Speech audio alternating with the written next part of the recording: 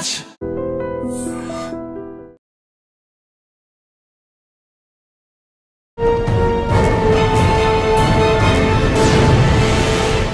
ఈ వారం మన గెస్ట్ పోలీస్ డిపార్ట్మెంట్లో సిఐడిలో ఏసీబీలో సుదీర్ఘకాలం పనిచేసి రిటైర్ అయిన పోలీస్ ఆఫీసర్.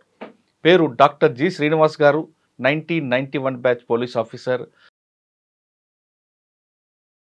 ఏంటంటే నేను చెప్పిన నన్ను ఒక ఫైర్ బ్రాండ్గా ట్రీట్ చేస్తారు. కొన్ని సందర్భాల్లో కొన్ని సూట్ కావు. సార్, సిఐడిలో మీరు ఫస్ట్ తీసుకున్న మంచి టాస్క్ ఉంది. అప్పుడు ఇదన్నా అని ఒక సరెండర్ నక్సలైట్ తమ్ముడు చంపాడు కదా, ఆ ఇష్యూ ఏంది సార్. ప్రమోషన్ వచ్చాక సిఐడిలోనే మళ్ళీ మీకు బాగా గుర్తుపెట్టిన కేసు చెప్పండి, మంచి టాస్క్. ఎంఆర్ఓని కానీ ఒక ఆడియోని కానీ సంబంధించి పిలవాలంటే భయపడేవాళ్ళు. నేను నోటీసులు ఇచ్చేవాడిని, ఐఏఎస్ ఆఫీసర్ కూడా, కలెక్టర్స్ కూడా ఇచ్చేవాడిని. సార్, అప్పట్లో ఏసీఆర్ బట్టి ప్రమోషన్లు ఉంటాయి. రియల్గా నేను డిపార్ట్మెంట్లో బాధపడిన విషయం అంటే ఇది ఒక్కటి మెయిన్. ఇప్పుడు ఏసీబీ కేసు ఉంది, అరెస్ట్ అయ్యాడు, అక్విటల్ అయింది, కోర్టు జడ్జిమెంట్ చూపించి పొలిటికల్ ఇన్ఫ్లుయెన్స్ ఉందంటే ఆయన తీసుకొచ్చి ముందు కూర్చోబెడుతున్నారు. ఇప్పుడు నేను చెప్పినట్టు వీటిని కర్టైల్ చేయాలంటే ఆఫీసర్స్ చేయాలి. పొలిటీషియన్స్ వచ్చి కోర్టులో మనం ఒకసారి సిఐడిలోనే మీకు 10 సంవత్సరాల్లో మీకు బాగా గుర్తుండిపోయిన ఒక కేసు చెప్పండి. మ్యాక్సిమం నేను చేసిన కేసులు మాత్రం అన్ని సెన్సేషన్లే. అదేవిధంగా మీరు కృష్ణరాజు గారు పనిచేశారు, ఆయన అవుట్ స్టాండింగ్ ఆఫీసర్. ఆయన దగ్గర పనిచేసిన టైంలో ఒక మంచి కేసు చెప్పండి. ఒకటే మాట చెప్పాడంటే, నీ చేతిలో ఫైల్ ఉన్నంత కాలము నువ్వు ఎవరికి భయపడకు. సార్, ఇప్పుడు సిఐడిలో మంచి మంచి కేసులు వచ్చేవండి. ఒక civil matter, white collar offence కాకుండా క్రిమినల్ కేసులు కూడా. ఆ విధంగా క్రిమినల్ కేసులో మీకు బాగా గుర్తుండిపోయింది ఉందా? అరెస్ట్ చేసామని చాలా కేసులు చేశాను. దాంట్లో ముఖ్యంగా ఒకటి పాల్ రిఫైనరీ అని. మీరు చేసిన ఏసీబీ కేసుల్లో ఒక ట్రాప్ కేసు ఒకటి, డిఏ కేసు చెప్పండి. They feel that this is a prohibited area. MLA quarter అయితే మాకు ఇన్ఫర్మేషన్ వచ్చింది, కానీ ఏసీబీలో మీరు చాలా కాలం పనిచేశారు కాబట్టి ఇప్పుడున్న ఆఫీసర్లకి ఏసీబీ గురించి ఏం చెప్తారు? వీళ్ళందరూ మెయిన్ ఫోకస్ చేసేది డిఏ కేసుల మీద బాగా ఫోకస్ చేయాలి. తెలుగు రాష్ట్రాల్లోని ఏసీబీ కన్నా లోకాయుక్త కర్ణాటకలో కానీ లేదు యూపీ మధ్యప్రదేశ్ లోకాయుక్తలో ఉన్న కన్వెన్షన్ ఎక్కువ ఉంటుంది. లోకాయుక్త అంటే అక్కడ ఏముందంటే ACB works under Lokayukta, ACB vigilance works under Lokayukta. ఇక్కడ ఏముందంటే వెల్కమ్ టు క్రైమ్ డైరీస్. ఈ వారం మన గెస్ట్ పోలీస్ డిపార్ట్మెంట్లో సిఐడిలో ఏసీబీలో సుదీర్ఘకాలం పనిచేసి రిటైర్ అయిన పోలీస్ ఆఫీసర్. పేరు డాక్టర్ జి శ్రీనివాస్ గారు. 1991 బ్యాచ్ పోలీస్ ఆఫీసర్. ప్రస్తుతం మనతో ఉన్నారు. ఆయన అడిగి పోలీస్ డిపార్ట్మెంట్లో సిఐడిలో ఉన్నప్పుడు ఎలాంటి కేసులు చేశారు, అదేవిధంగా ఏసీబీలో కేసులు ఏ విధంగా ఉన్నాయి, ఏసీబీలో కన్విక్షన్ రావాలి అంటే ఏం చేయాలి, అదేవిధంగా ఏసీబీలో ప్రస్తుతం ఆఫీసర్లకి పనిచేస్తున్న ఆఫీసర్కి ఆయన ఇచ్చిన సలహా ఏంటి, ప్రభుత్వంకు ఉన్న అధికారిగా కాకుండా ప్రజలకు కూడా ఆయన ఇచ్చే సలహాలు ఏంటి అన్న విషయాలతో ఆయన చేసిన సర్వీస్లో మంచి కేసులు ఉన్నాయి. ఆ కేసులు అంటే విషయాలతో పాటు ఆయనకి 2 డాక్టరేట్లు ఉన్నాయి. ఒకటి జియాలజీలో, అదేవిధంగా లాలో కూడా ఆయన పిహెచ్డి చేశారు. డిపార్ట్మెంట్ రిటైర్ అయిన తర్వాత వేరే కార్యక్రమం పెట్టుకోకుండా ఇంకా చదువులపై పెళ్ళి ఈ విధంగా 2 డాక్టరేట్లు తేవడానికి ఉద్దేశం ఏంటి, ప్రస్తుతం ఆయన లాలో ఉన్నారు, హైకోర్టు అడ్వకేట్గా పనిచేస్తున్నారు, ఆయన చేస్తున్న వాదిస్తున్న కేసులు ఏంటో ఆయన అడిగి తెలుసుకున్నాం. సార్ నమస్తే అండి. నమస్కారం. డాక్టర్ జి శ్రీనివాస్ గారు. కానీ డిపార్ట్మెంట్లో అందరూ మీకు పూజారి శ్రీనివాస్ గారు అంటారు, ఎందుకంటే మీరు పూజ చేస్తే కానీ బయటికి రారు. సార్, డిపార్ట్మెంట్లో చాలా కాలం మీరు అంటే ఎక్కువ ఫోకల్ కన్నా నాన్ ఫోకల్ అని అంటారు, కానీ నాన్ ఫోకల్లో కూడా మీకు మార్క్ చూపించారు. ఎక్కువ సిఐడిలో పనిచేయడం, పెద్ద పెద్ద కేసులు చేశారు. అదేవిధంగా ఏసీబీలో ఈ రెండింటిలో కూడా మీకు చాలా మీ ఫుట్ ప్రింట్ ఇప్పుడు కూడా కనిపిస్తుంటాయి, అన్ని మంచి కేసులు ఉంటాయి కాబట్టి. అక్కడ ఉన్న ఆఫీసులతో మీకు అనుబంధం ఎలాగుంటుంది, సిఐడిలో కన్విక్షన్ తీసుకురావడం వెనక కానీ, ఏసీబీలో ట్రాప్ కేసులు కన్విక్షన్ వస్తుంది కానీ డిఏ కేసులు కన్విక్షన్ రాకపోవడానికి ప్రధాన కారణం ఏంటి, ఇప్పుడున్న ఆఫీసర్లకు మీరు ఇచ్చే సలహాలు ఏంటి, ఏసీబీలో కరప్షన్ల గురించి మాట్లాడే ఆఫీసర్లకు ఏం చేయొచ్చు, ప్రజలకు కూడా డబ్బులు అడిగి అవినీతికి పాల్పడ్డ అధికారుల గురించి ఏ విధంగా పట్టించాలి, ప్రజలకి సూచనలు ఏంటి, వీటితో పాటు ఇప్పుడు లా హైకోర్టు అడ్వకేట్గా చేస్తున్నారు కాబట్టి ఏ కేసులు చేస్తున్నారు, ఆ డిఫెన్స్గా చేస్తున్నారా, సివిల్ కేసులు చేస్తున్నారా, అక్కడున్న మార్క్ ఎలా చూపిస్తున్నారు, ఈ ప్రశ్నలన్నిటికీ సమాధానం చెప్పే ముందు డాక్టర్ జి శ్రీనివాస్ గారి కుటుంబ నేపథ్యం, పోలీస్ యూనిఫామ్ బై ఛాన్సా బై చాయిస్? మొదలుగా మురళి గారికి నా ధన్యవాదాలు. ఎందుకంటే నా యొక్క వ్యూస్ ప్రజలకు ఏ విధంగా షేర్ చేయాలని నాకు చాలా కాలము ఒక విధమైన కోరిక ఉండేది. దాన్ని మీ ద్వారా సొసైటీకి మంచి సిగ్నల్స్ పోవాలి అనే ఉద్దేశంతో నన్ను ఇక్కడ పిలిపించి మీరు నా యొక్క వ్యూస్, నా యొక్క సందేశాన్ని సొసైటీకి ఇచ్చే ప్రయత్నం చేస్తున్నందుకు మొదలు మీకు చాలా ధన్యవాదాలు. థ్యాంక్ యూ అండి. సార్ మీ ఫ్యామిలీ బ్యాక్గ్రౌండ్, ఫాదర్ మదర్? నాది మహబూబ్నగర్ జిల్లా, టౌన్లోనే అక్కడనే చదువుకున్నాను, అక్కడే పెరిగాను, పుట్టింది కూడా అక్కడనే. కాకపోతే మాది చాలా బీద కుటుంబం నుంచి వచ్చాను, పెద్ద ఫ్యామిలీ మాది. కష్టపడి చదువుకున్నాము. చదువుకునే పరిస్థితిలో ఆర్థికమైన ఇబ్బందులు చాలా వచ్చినాయి, కానీ సోషల్ ప్రాబ్లమ్స్ మాత్రం ఎప్పుడూ రాలేదు. పైగా మేము కొద్దిగా ఆదర్శంగా ఇది ఆర్ఎస్ఎస్ బ్యాక్గ్రౌండ్తో వచ్చాను కాబట్టి మేము చిన్న ఉన్నప్పుడే, అంటే మరీ చిన్న ఉన్నప్పుడే 3rd 4th క్లాస్లోనే షాక్ అయిపోయి ఆర్ఎస్ఎస్లో జాయిన్ అయ్యి మంచి నేర్చుకున్నాము. ఒక దేశభక్తి కానీ, ఒక సిస్టమేటిక్ ప్రిన్సిపల్గా లీడ్ చేసే ఆదర్శాలు నేర్చుకున్నాము. సో చిన్న ఉన్నప్పుడే మేము ఒక పోరాట పటిమ అనేది ఉండేది. ఇది సందర్భము కాదు కానీ ఒకటి చెప్తున్నాను, ఏంటంటే మైనర్గా ఉన్నప్పుడే, నేను చిన్న ఉన్నప్పుడే అదేదో జైల్ బరో అని చెప్పి ఒక కార్యక్రమం ఆల్ ఇండియా నుంచి పిలుపు వచ్చినప్పుడు ఒక ఆర్ఎస్ఎస్ బీజేపీ కార్యకర్తగా మేము వాలంటరీగా జైలుకి వెళ్ళాము. అది ఒక సొసైటీకి పోయింది. అయితే చాలామంది నన్ను అడిగారు, నువ్వు జైలు పోయినా కదా నీకు ఉద్యోగం ఇలా వచ్చిందని. అంటే మేము క్రైమ్ చేసిపోలేదు, వాలంటరీగా. పోలీసు వాళ్ళు నీకు ఎందుకు బాబు చిన్నపిల్లలు అంటే లేదు నేను వస్తానని చెప్పి వాళ్ళు పోలీసు వాళ్ళు మిగతా వాళ్ళని తీసుకుపోతుంటే నేను ఇంటి వెళ్ళిపోయి ఒకరోజు జైలు జీవితం గడిపి వచ్చాను. అప్పుడు ఎంత వయసు అండి? కానీ 14-15 సంవత్సరాలు ఉండొచ్చు. వచ్చిన తర్వాత అంటే ఆ విధమైన ఆదర్శంతో వాలంటరీగా పోయి వచ్చాము. ఇది తప్పు చేసిపోలేదు, దేశభక్తితో ఏదో పిలిపించారు. ఇది జైలు బోర్ అన్నప్పుడు సరే మేము కూడా వెళ్తానని వెళ్ళాను. ఆ విధంగా ఒక మంచి భావాలతో వచ్చాను కాబట్టి సరే చదువుకుంటూ డిగ్రీ వరకు అక్కడ చేశాను. పీజీ యూనివర్సిటీలో, ఉస్మానియా యూనివర్సిటీ క్యాంపస్లో చేశాను. తర్వాత లా కూడా చేశాను. ఆ విధంగా తర్వాత ఒక ఉన్నతమైన ఆదేశంతో ముందుకు పోవాలని చెప్పి లాలో పిహెచ్డి కూడా చేశాను. దట్ మెయిన్ ఎకనామిక్ అఫెన్సెస్ మీద చేశాను. తర్వాత నేను రావడానికి కారణం ఏంటండి? అదే 91లో నేను కాంపిటేటివ్ ఎగ్జామ్స్ గ్రూప్ 1 ప్రిపేర్ అవుతున్నాను. ప్రిపేర్ అవుతూ జనవరిలో అనుకుంటాను ఎగ్జామ్స్ రాశాను. గ్రూప్ 1 ప్రిలిమ్స్ రాశాము. రాసిన వెంటనే ఫిబ్రవరిలో నాకు అనుకుంటాను ఎస్ఐ రిక్రూట్మెంట్ పడింది. అయితే ఎలాగో ఉన్నాం కదా అనే ఉద్యమంతో ఆ ఎగ్జామ్ రాసినప్పుడు సక్సెస్. దేవుడు అప్పుడు మా అంతా అదృష్టం అనుకోండి, విజయరామారావు గారు చాలా హానెస్ట్ ఆఫీసర్. ఆయన రిక్రూట్మెంట్ బోర్డ్ చైర్మన్ ఉండేవారు, పోలీసు రిక్రూట్మెంట్ బోర్డ్ చైర్మన్. ఆయన ఉన్నందుకు తొందరగా అది రిక్రూట్మెంట్ అయింది. వెంటనే జూలైలో జాబ్ వచ్చేసింది. అది వచ్చిన తర్వాత ఇది ప్రిలిమ్స్ పాస్ అయ్యాము. కాకపోతే ఇంకా ఒకసారి ఎంట్రీ అయిన తర్వాత మళ్ళీ అంత టైం ఉండదు కాబట్టి ఇంకోటి ఉద్యోగం అనేది ఇంపార్టెంట్. ఆ విధంగా ఉద్యోగం 91లో వచ్చారు. సో ట్రైనింగ్ అయిన తర్వాత ఫస్ట్ పోస్టింగ్ ఇక్కడ తాండూరు? ఫస్ట్ వికారాబాద్లో. అంటే నా మెంటాలిటీ మీకు చెప్పాను కదా, very rigid and very stubborn అనుకోండి. కొందరు లాంగ్వేజ్లో స్టబర్న్ అంటారు, నా లాంగ్వేజ్లో వెరీ స్ట్రైట్ ఫార్వర్డ్ ఉన్నందుకు అక్కడ వికారాబాద్లో 1 నెలకి ఎక్కువ చేయలేకపోయినాను. ఆ నుంచి మళ్ళీ తాండూరు పంపించారు. తాండూరులో 5-6 నెలలకు ఎక్కువ చేయలేకపోయినా. అప్పుడు ఎవరండి డిఎస్పీ? గురుచరణ్ దాసా? లేదండి, అది సత్యనారాయణ రెడ్డి అని ఉండేది.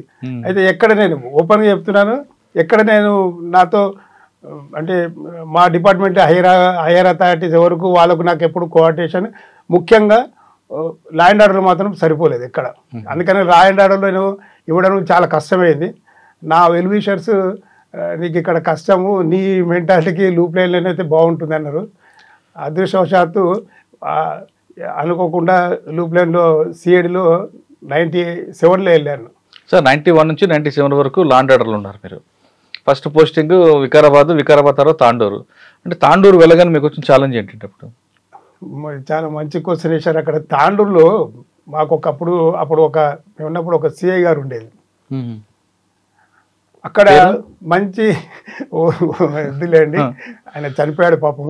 సరే ఏదున్నా కూడా ఆయన నమ్ముకున్న సిద్ధాంతం ఆయనలోడు, నేను నమ్ముకున్న సిద్ధాంతం నేను ఉన్నాను. అయితే నేను కాంప్రమైజ్గా ఉండేవాడిని కాదు. ఆయన మాకు చెప్పాడు ట్రైనింగ్లో, అప్పుడు ప్రొఫెషనల్గా ఉన్నాము, మీరు పెట్టి కేసులు వేయాలి, ట్రాఫిక్ వైలేషన్స్ ఏమైనా ఉంటే వేయాలి అని మాకు అప్పుడు ఎస్ఐకి అథారిటీ డైరెక్ట్గా ట్రాఫిక్ వైలేషన్ కేసెస్ బుక్ చేయడానికి లేదు. అది ఏమంటే తన సిఐ గారు సంతకం చేసి బుక్ ఇచ్చేది, మేము కేసులు వేసేది. అప్పుడు ఒకసారి వేస్తూ ఉంటే ఒకసారి ఒక అతను సిఐ గారికి క్లోజ్ ఫ్రెండే కలిశాడు. అతను పట్టుకొని నేను వైలేషన్ చేసామని చెప్పి చాలానే ఇస్తూ ఉంటే తను అన్నాడు, నేను మీ సిఐ గారి ఫ్రెండ్ అని. మా సిఐ గారి ఫ్రెండ్ అయినా నా ఫ్రెండ్ అయినా ఏదైనా రూల్ అందరికి వేస్తున్నాను, నీకు అంతే, నేనేం దీనిలో ఏమి తప్పు చేయడం లేదని చాలా నేసాను. దాంతో స్టార్ట్ అయింది నాకు స్ట్రగుల్. సిఐ గారు వెంటనే నన్ను పిలిచి నీకు పెద్ద చిన్న గౌరవం లేదు ఏమని ఆ బుక్ లాగేసుకొని ఇప్పటి నుంచి మీరేం లేదు, మీరు ప్రొఫెషనల్స్ కాబట్టి మీరే రైటింగ్తో కోర్టుకు పంపించేసండి, బుక్ చేసి కేసు రిపోర్ట్ చేసి ఏది డ్రాఫ్టింగ్ చేసి మీరే కోర్టుకు పంపించేసండి డైరెక్ట్గా. ఆ విధంగా చేస్తే సరే అని చెప్పి ఆ విధంగా చేస్తూ ఉంటే ఆ విధంగా కూడా మళ్ళీ వీళ్ళకి సంబంధించిన వ్యక్తులే అడ్డుపడారు. అప్పుడు ఇలా చేస్తుంటే ఇంకా ఆ స్ట్రబుల్తో నాకేం చేశారంటే ఈ నుంచి వద్దు అని చెప్పి ఆ నుంచి మళ్ళీ ట్రాన్స్ఫర్కు ప్రయత్నం చేశారు. కొంతకాలం తర్వాత మళ్ళీ ఒక ఇదే ఆ స్ట్రగుల్ జరిగేది. ఒకసారి ప్లేయింగ్ కార్డ్స్ వేరే వాళ్ళు ఆడుతూ ఉంటే పట్టుకొచ్చేసి వాళ్ళ మీద కేసులు పెట్టేసరికి ఇంక అక్కడ నుంచి నా ఫైటింగ్ అంటే I become a trouble monger at the same time fire brand in our police department. ఒక బ్రాండ్ పడిపోయేసి అప్పటి నుంచి రిటైర్మెంట్ వరకు నడుస్తూ ఉంది. ఆ నుంచి సనత్ నగర్ వచ్చాను. ఎంతకాలం చేశారు అక్కడ? 4.5 years చేశాను. కానీ ఈ యొక్క పాత ఎక్స్పీరియన్స్తో అప్పుడేమో తట్టుకోలేని శక్తి ఉండేది. కొద్దిగా అదే తర్వాత ఇలా వచ్చిన తర్వాత తట్టుకున్నాను.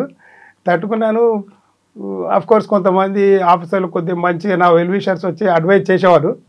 కొందరేమో ఎవరండి ఇప్పుడు మీకు ఎస్పీ ఎవరు, డిఎస్పీ ఎవరు బాలనగర్? కొంతకాలము సాంబశివరావు గారు ఉండేది, తర్వాత ఎస్పీ తర్వాత చంద్రశేఖర్ రెడ్డి గారు, ఓకే, ఆ విధంగా తర్వాత సివి నరసయ్య గారు వచ్చారు. ఇక అవన్నీ కొంతకాలం మంచిగా అంటే కొంత గ్రాఫ్ పైకి పోయేది, కొంతసార్లు తగ్గి వచ్చేది. చివరికి అక్కడి నుంచి నాకు ఒక ల్యాండ్ ఆర్డర్ అంటే ఒక విధమైన ఫ్రస్ట్రేషన్ వచ్చేసింది. అంటే సనత్ నగర్తో ఫుల్ స్టాప్ ల్యాండ్ ఆర్డర్. అంటే ఆ నుంచి మళ్ళీ అల్వాల్ వచ్చాను.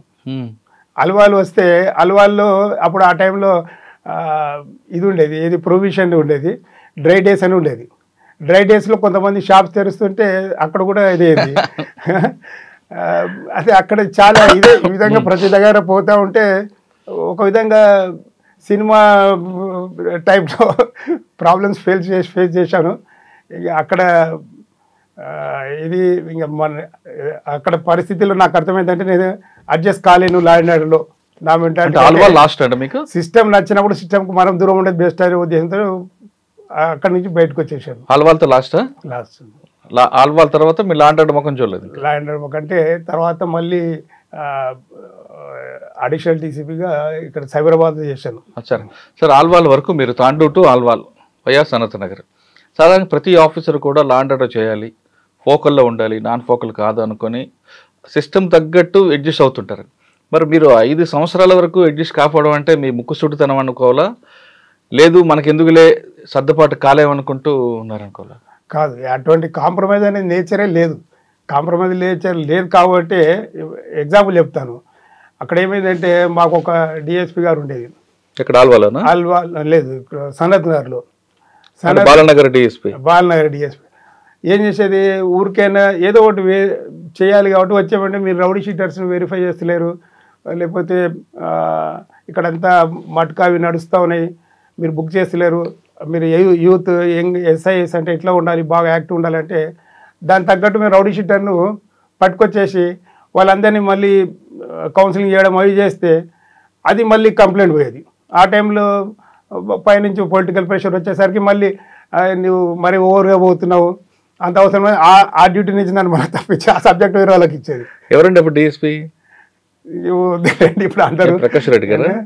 ఇప్పుడు అందరు ఎట్లా అంటే మనము వాళ్ళ సిస్టమ్ ప్రకారం వాళ్ళు పోయారు. కాకపోతే మనం ఏంటో మీరు అడ్జస్ట్ కాలేపారు. నేను అడ్జస్ట్ కావడం కాకపోదు, నేను నా యొక్క way of style of functioning వాళ్ళకి నచ్చలేదు, మ్యాచ్ కాలేనప్పుడు రోజు ఒక రిఫ్ట్ ఉంటుంది. ఎందుకంటే ఈ సిస్టమ్ అనేది అంత కోఆర్డినేషన్తో నడిస్తే ఇష్యూస్ రావు. అయితే ఇది అర్థమైంది నాకు ఇది, ఎందుకంటే అనవసరంగా మనము అందరు వాళ్ళ దృష్టిలో ఒక ప్రాబ్లం క్రియేటర్ లాగా అయినాం. కాబట్టి మాకు ఒక వెల్ విషర్ ఒక ఆఫీసర్ ఉండేది, నీ మెంటాలిటీకి స్ట్రేట్ ఫార్వర్డ్నెస్కు లూప్ లైన్ అయితే బెస్ట్, అక్కడ యూ కెన్ ఏది అచీవ్ యువర్ టార్గెట్ అన్నందుకు సిఐడిలో వెళ్ళి గోపాలకృష్ణమూర్తి గారు అని ఉండేది, చాలా స్ట్రైట్ ఫార్వర్డ్ ఆఫీసర్. ఆయన కలిస్తే నీలాంటి వాళ్ళు నాకు కావాలి, I'm waiting for opportunity and such guys అని చెప్పి అన్నాడు. అనేసి నాతో తీసుకొని వెంటనే అప్పుడు ఆ టైంలో అనురాధ మేడం ఉండేది ఎస్పీగా, తను చాలా ఎంకరేజ్మెంట్ ఇచ్చేది. అక్కడ నుంచి నేను వెనుక తిరగలేదు. ఇంకా సార్ ఎంతకాలం పనిచేస్తారు సిఐడిలో? అంటే ఇన్స్పెక్టర్ ప్రమోషన్ అక్కడే? ఇన్స్పెక్టర్ పోయిన వెంబడే వీళ్ళు ఒక మంత్ లోపల అనురాధ మేడము ఈ గోపాలకృష్ణరాజు గారు నాకు కొన్ని టాస్క్ ఇచ్చారు. టాస్క్ ఇచ్చి ఆ టాస్క్ కంప్లీట్ చేస్తే వాళ్ళు సక్సెస్ఫుల్గా నా యొక్క ప్రీవియస్ ఫైల్స్ నా యొక్క అవన్నీ చూసి అప్పుడు ఏంటంటే అవుట్ స్టాండింగ్ పర్ఫార్మెన్స్ మీద నాకు అవుట్ ఆఫ్ సీనియారిటీ ప్రమోషన్ ఇచ్చారు 98లో. సార్ సిఐడిలో మీరు ఫస్ట్ తీసుకున్న మంచి టాస్క్ ఏముందా, గుర్తుందా? మంచి టాస్క్ అంటే అప్పుడు ఈదన్నా అని ఒక సరెండర్ నక్సలైట్ ఉండే, ఆయన చనిపోయాడు. చనిపోయినప్పుడు అప్పుడు ఏం చేశారంటే పోలీసు వాళ్ళే ఆయనను చంపేసి అనవసరంగా నక్సలైట్ల మీద తోస్తున్నారని చెప్పి అప్పుడు గొడవ అయింది. చాలా పెద్ద తమ్ముడు చంపాడు కదా ఇష్యూ అయింది. అప్పుడు తెలియదు, అంతవరకు ఎవరికి తెలియదు ఇష్యూ అయింది. ఇష్యూ అయితే అప్పుడు అనురాధ మేడం నన్ను స్పెషల్గా ఏం చేసిందంటే ఇవన్నీ ఇది ఎట్లాగూ ఇన్వెస్టిగేషన్ ఫస్ట్ ఎంక్వైరీ చేసి ఇది ఎవరు చేశారనేది తెలుసుకోవాలని చెప్పి అప్పుడు శాఖమూరి అప్పారావు గారని ఆయన సెంట్రల్ కమిటీ మెంబర్ ఉండేది, ఆయన ముషిరాబాద్ జైల్లో ఉండేది. ఆయన పోయి వెరిఫై చేయండి, ఆయన ద్వారా ఎంక్వైరీ చేసి ఆయనను ఇంటరాగేషన్ చేయండి జైల్లో, చేసి నాకు చెప్పండి ఏ విషయం. అప్పుడు నేను జైల్లో వెళ్ళి తను ఇంటర్వ్యూ చేశాను. తను కూడా నన్ను అన్నాడు, మీరే చేసి మళ్ళీ మాతో వచ్చి మీరు ఇంటర్వ్యూ చేయడం అది నన్ను ఇంటరాగేట్ చేయడం సార్ అది అంటే ఇప్పుడు మేం చేశామో ఎవరు చేశారని తెలియదు కదా, it is a preliminary stage, so that's what we have come here అని చెప్పి మంచిగా మాట్లాడాడు అని చెప్పాడు. తర్వాత ఆ టాస్క్ కొంత సమయంలోనే బయటపడింది. మీకు లీడర్లకు వచ్చిందండి పోలీసులు చంపలేదు, నక్సలైట్ చంపలేదు, నయీం తమ్ముడే చంపాడని. తర్వాత అది ఫర్దర్ ఇన్వెస్టిగేషన్లో నయీం కేసు వేరే దగ్గర అతను నయీంను వేరే కేసులో ఇంటరాగేట్ చేసినప్పుడు ఆ విషయం అన్ని ఇంటరాగేషన్లో బయటపడిందని తెలిసింది. దాని ద్వారా అప్పుడు నయీం తమ్ముడే భువనగిరి పోలీసులు సరెండర్ అయిపోయి నేనే చంపానని చెప్తాడు కదా. ఆ ఫర్దర్ ఆ ఇన్వెస్టిగేషన్ తెలియదు, కాకపోతే ఏంటంటే పోలీసు వాళ్ళు మాత్రం చేయలేదనేది విషయం ఫర్దర్ ఇన్వెస్టిగేషన్లో తెలిసింది.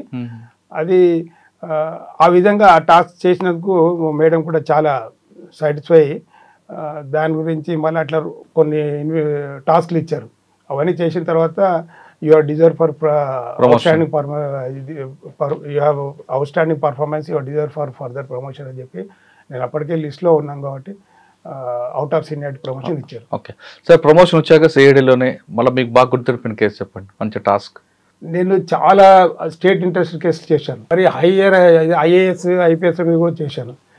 అయితే దానికి కారణం ఏంటంటే మెయిన్ స్ట్రాంగ్ నేను ఇప్పటికీ I believe I praise and hats off to my senior officers. Bharath Chandra గారి కాడ నుంచి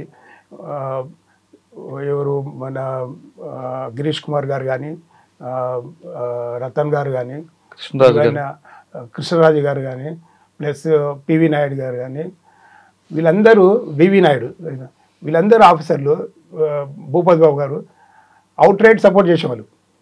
ఈవెన్ సాంబశివరావు గారు కూడా ఉండేది. అయితే నేను చేసే కేసులు ఆ టైంలో ఈవెన్ ఒక మామూలుగా ఇప్పుడు నాకు తెలిసి ఒక ఎంఆర్ఓని కానీ ఒక ఆర్డీఓని కానీ సంబంధించి పిలవాలంటే భయపడేవాళ్ళు. నేను నోటీసులు ఇచ్చేవాడిని, ఐఏఎస్ ఆఫీసర్ కూడా, కలెక్టర్స్ కూడా ఇచ్చేవాడిని. అయితే అవి రీజనబుల్ ఉండేది.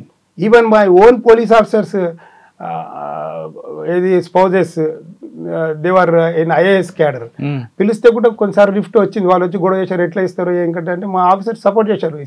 Is investigating officer, he has every right to call anybody. ఆ విధంగా అటువంటి సంఘటన చెప్పండి. ఒకటి పేర్లు చెప్పకండి. ఒక ఆదరణ మిస్అప్రపరేషన్ అయినప్పుడు జరిగింది. అప్పుడు దాని మీద ఇన్వెస్టిగేషన్ జరిగింది బాగా. దాంట్లో సీనియర్ ఐఏఎస్లు చాలామంది ఉండేది. ఆ టైంలో కొంతమంది ఐఏఎస్ ఆఫీసర్ని నోటీస్ ఇచ్చి పిలిచారు. వాళ్ళందరూ పోయి చీఫ్ సెక్రటరీ గారికి కలిశారు. How dare this fellow to call me అని చెప్తే వాళ్ళు అప్పుడున్న చీఫ్ సెక్రటరీ గారు మా డీజీ గారికి చేశారు. అడిషనల్ డీజీ గారికి బాసిత్ గారు ఉండేది. చేస్తే ఆయన వీళ్ళందరూ కలెక్టర్స్ సరే నేను I will talk to my inspector, let them come అన్నాడు. వచ్చారు. వచ్చిన తర్వాత వాళ్ళు నన్ను కలవకుండా సపరేట్గా ఆయన దగ్గరికి పోయారు. పోతే ఆయన he did not give them interview. So who call you? Inspector being investigating officer he has call you. కాబట్టి you go and meet him, what is wrong? Investigation గురించి పిలిచారు, కలవండి అని. కలిసేసారు, ఇన్వెస్టిగేషన్ కోఆపరేట్ చేసినాము. అప్పుడు ఆ విధంగా ఒక ఏమంటారు ఒక షీల్డ్ లాగా ఉండే ఆఫీసర్లు బాగా సపోర్ట్ చేసేవాళ్ళు. ఎందుకంటే నిజాయితీగా పనిచేసినప్పుడు వాళ్ళు కూడా నిజాయితీగా పనిచేసేవారు. కాబట్టి అది చాలా సాటిస్ఫాక్షన్ ఇచ్చింది. అదేవిధంగా కొన్నిసార్లు నా ఓన్ బాసెస్ కూడా కొన్ని విషయాల్లో ఇన్వెస్టిగేషన్ ఇంటర్ఫియర్ అయ్యి ఈ వీరు పలానా వాళ్ళకి అరెస్ట్ చేయకండి, లేకపోతే వాళ్ళకి ఏదో ఛాన్స్ ఇవ్వండి అంటే I did not listen them. ఉంది, కాకపోతే వాళ్ళు కూడా ఏం చేయలేరు. వాళ్ళు ఏమన్నారంటే సరే okay, you are not listening your boss, okay if time comes you will also show our అన్నారు. కానీ దేవుడి దేవుళ్ళ నాకు ఎప్పుడు ఏది కాలేదు. వాళ్ళు కూడా ఏం చేయలేదు, ఏదో మాట వరుసకు అన్నారు కానీ ఏం చేయలేదు. ఈగో అవుతుంది కదా ఎవరైనా సరే. నేను కూడా నా సబార్డినేట్ చెప్పిన మాట వినపోతే అంటాను. కాకపోతే మనం చేసింది ఏంది, ఇదే ఆఫీసర్ నాకు ఒకసారి చెప్పారు, నీ బాస్ కానీ ఎవరు కానీ తప్పు నువ్వు చెప్తే నువ్వు తప్పు చేయకు, ఏదైనా సరే మంచి అయినా చెడైనా తప్పు ఎటువంటి పర్సెంట్ చేయకు, విత్ ఇన్ లిమిట్స్ ఏమైనా ఉంటే చేయి, నీ పర్వీలో ఉండేది లీగల్గా ఏమైనా ఉంటే చేయన్నారు. అదే విధంగా నేను చెప్పాను, సార్ లీగల్గా ఏమైనా ఉంటే నేను చేస్తాను, అంతేగాని illegally I can't say anything, I can't do anything అంటే వాళ్ళు కూడా ఆ టైంలో ఉన్నారు. తర్వాత వాళ్ళు కూడా రియలైజ్ అయ్యి ఒకసారి నా ఆఫీసర్ అన్నాడు, ఏసీఆర్ రాసే ముందు నన్ను పిలిచి నీ ఏసీఆర్ ఏం రాయలేను, మీ ఇష్టం సార్ నేను ఎలా ఉంటే రాయండి అన్నాడు.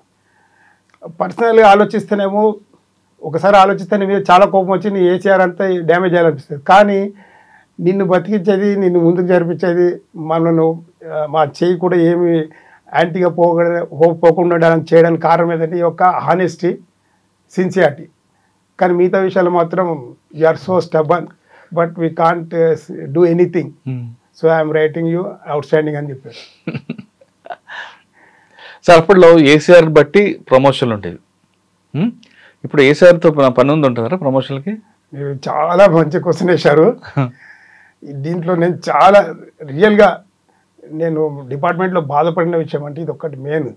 యాన్యువల్ కాన్ఫిడెన్షియల్ రిపోర్ట్ అనేది ఆఫీసర్ యొక్క ప్రోగ్రెస్ రిపోర్ట్ కదండి, దాన్ని చూసే ఆఫీసర్ ప్రమోషన్ ఇచ్చేవారు. చాలా బాధపడ్డాను. అంటే నా సర్వీస్ మొత్తంలో మోస్ట్ డిస్సాటిస్ఫాక్షన్ ఒక ఈవెంట్ అంటే ఇదే. ఏంటంటే ఫర్ ఎగ్జాంపుల్ ఇప్పుడు ఏసీబీ విషయంలో కూడా వచ్చింది కాబట్టి చెప్తున్నాను. ఒకప్పుడు నేను కొత్తలో డిపార్ట్మెంట్లో ఉన్నప్పుడు ఎవరికైనా ఒక ఛార్జ్ మెమో వస్తుందంటే ఎంతో భయపడేవాళ్ళు, వాళ్ళకి ప్రమోషన్ ఆగేది. ఇప్పుడు ఛార్జ్ మెమోలు కాదు కదా, ఈవెన్ ఏసీబీ కేసులో కన్విక్షన్ వచ్చినా సరే మళ్ళీ వాళ్ళు హయ్యర్ కోర్టుకు పోయి ఏదో కొంతకాలం తర్వాత అక్యూటల్ అవుతుంది. ఈవెన్ నేను రీసెర్చ్ చేసినా కూడా నాకు తెలిసిందంటే నా యొక్క ఎక్స్పీరియన్స్లో రీసెర్చ్ అప్పుడు వయోవర్స్ ఉంటుంది, తర్వాత ప్రజెంటేషన్ ఉంటుంది. ఫైనల్గా ప్రజెంటేషన్లో నన్ను అడిగారు, ఏంటి నీ ఒక దాంట్లో థీసిస్లో ఎక్కడ ఒక కేసులా రాయలేదు ఏంది అని. అంటే కేసులా ఉంటే కదా కన్విక్షన్, వైట్ కాలర్ ఆఫీసెస్లో ఏది కూడా సుప్రీంకోర్టు వరకు పోయి అయింది ఎక్కడ లేదు. తర్వాత ఒకటేదో ఉంది, హర్షద్ మెహతా కేసు ఉంది. హర్షద్ మెహతా కేసు కూడా అది కూడా పార్ట్లీ ప్రూవ్డ్, మిగతా అయితే తర్వాత ఆయన చనిపోయాడు. అప్పుడు ఈ జయలలిత కేసులో లేదు, తర్వాత జయలలిత కేసులో అవి వచ్చాయి, కానీ అప్పటి వరకు ఏమీ లేవు. అంటే అన్నీ ఒక స్టేజ్ వరకు లోవర్ కోర్టు అంటే స్పెషల్ కోర్టులో ఒకసారి ప్రూవ్ అయింది అనుకోండి, మ్యాక్సిమం ఇక్కడ అయినంత హైకోర్టు పోతే నాకు తెలిసి 99% పోతున్నాయి. అదే టెక్నికల్ వేరియస్ రీజన్స్, అంటే ఇన్వెస్టిగేషన్లో ఏదో టెక్నికల్ డిఫెక్ట్స్ ఉంటుంది, దానివల్ల పోతుంది. దాని తర్వాత సుప్రీంకోర్టు పోతుంది. సుప్రీంకోర్టు పోయినా కూడా very rarest of the rare కేసులు అక్కడ అపెండ్ అవుతుంది, మిగతా అని అక్కడ కూడా పోతుంది.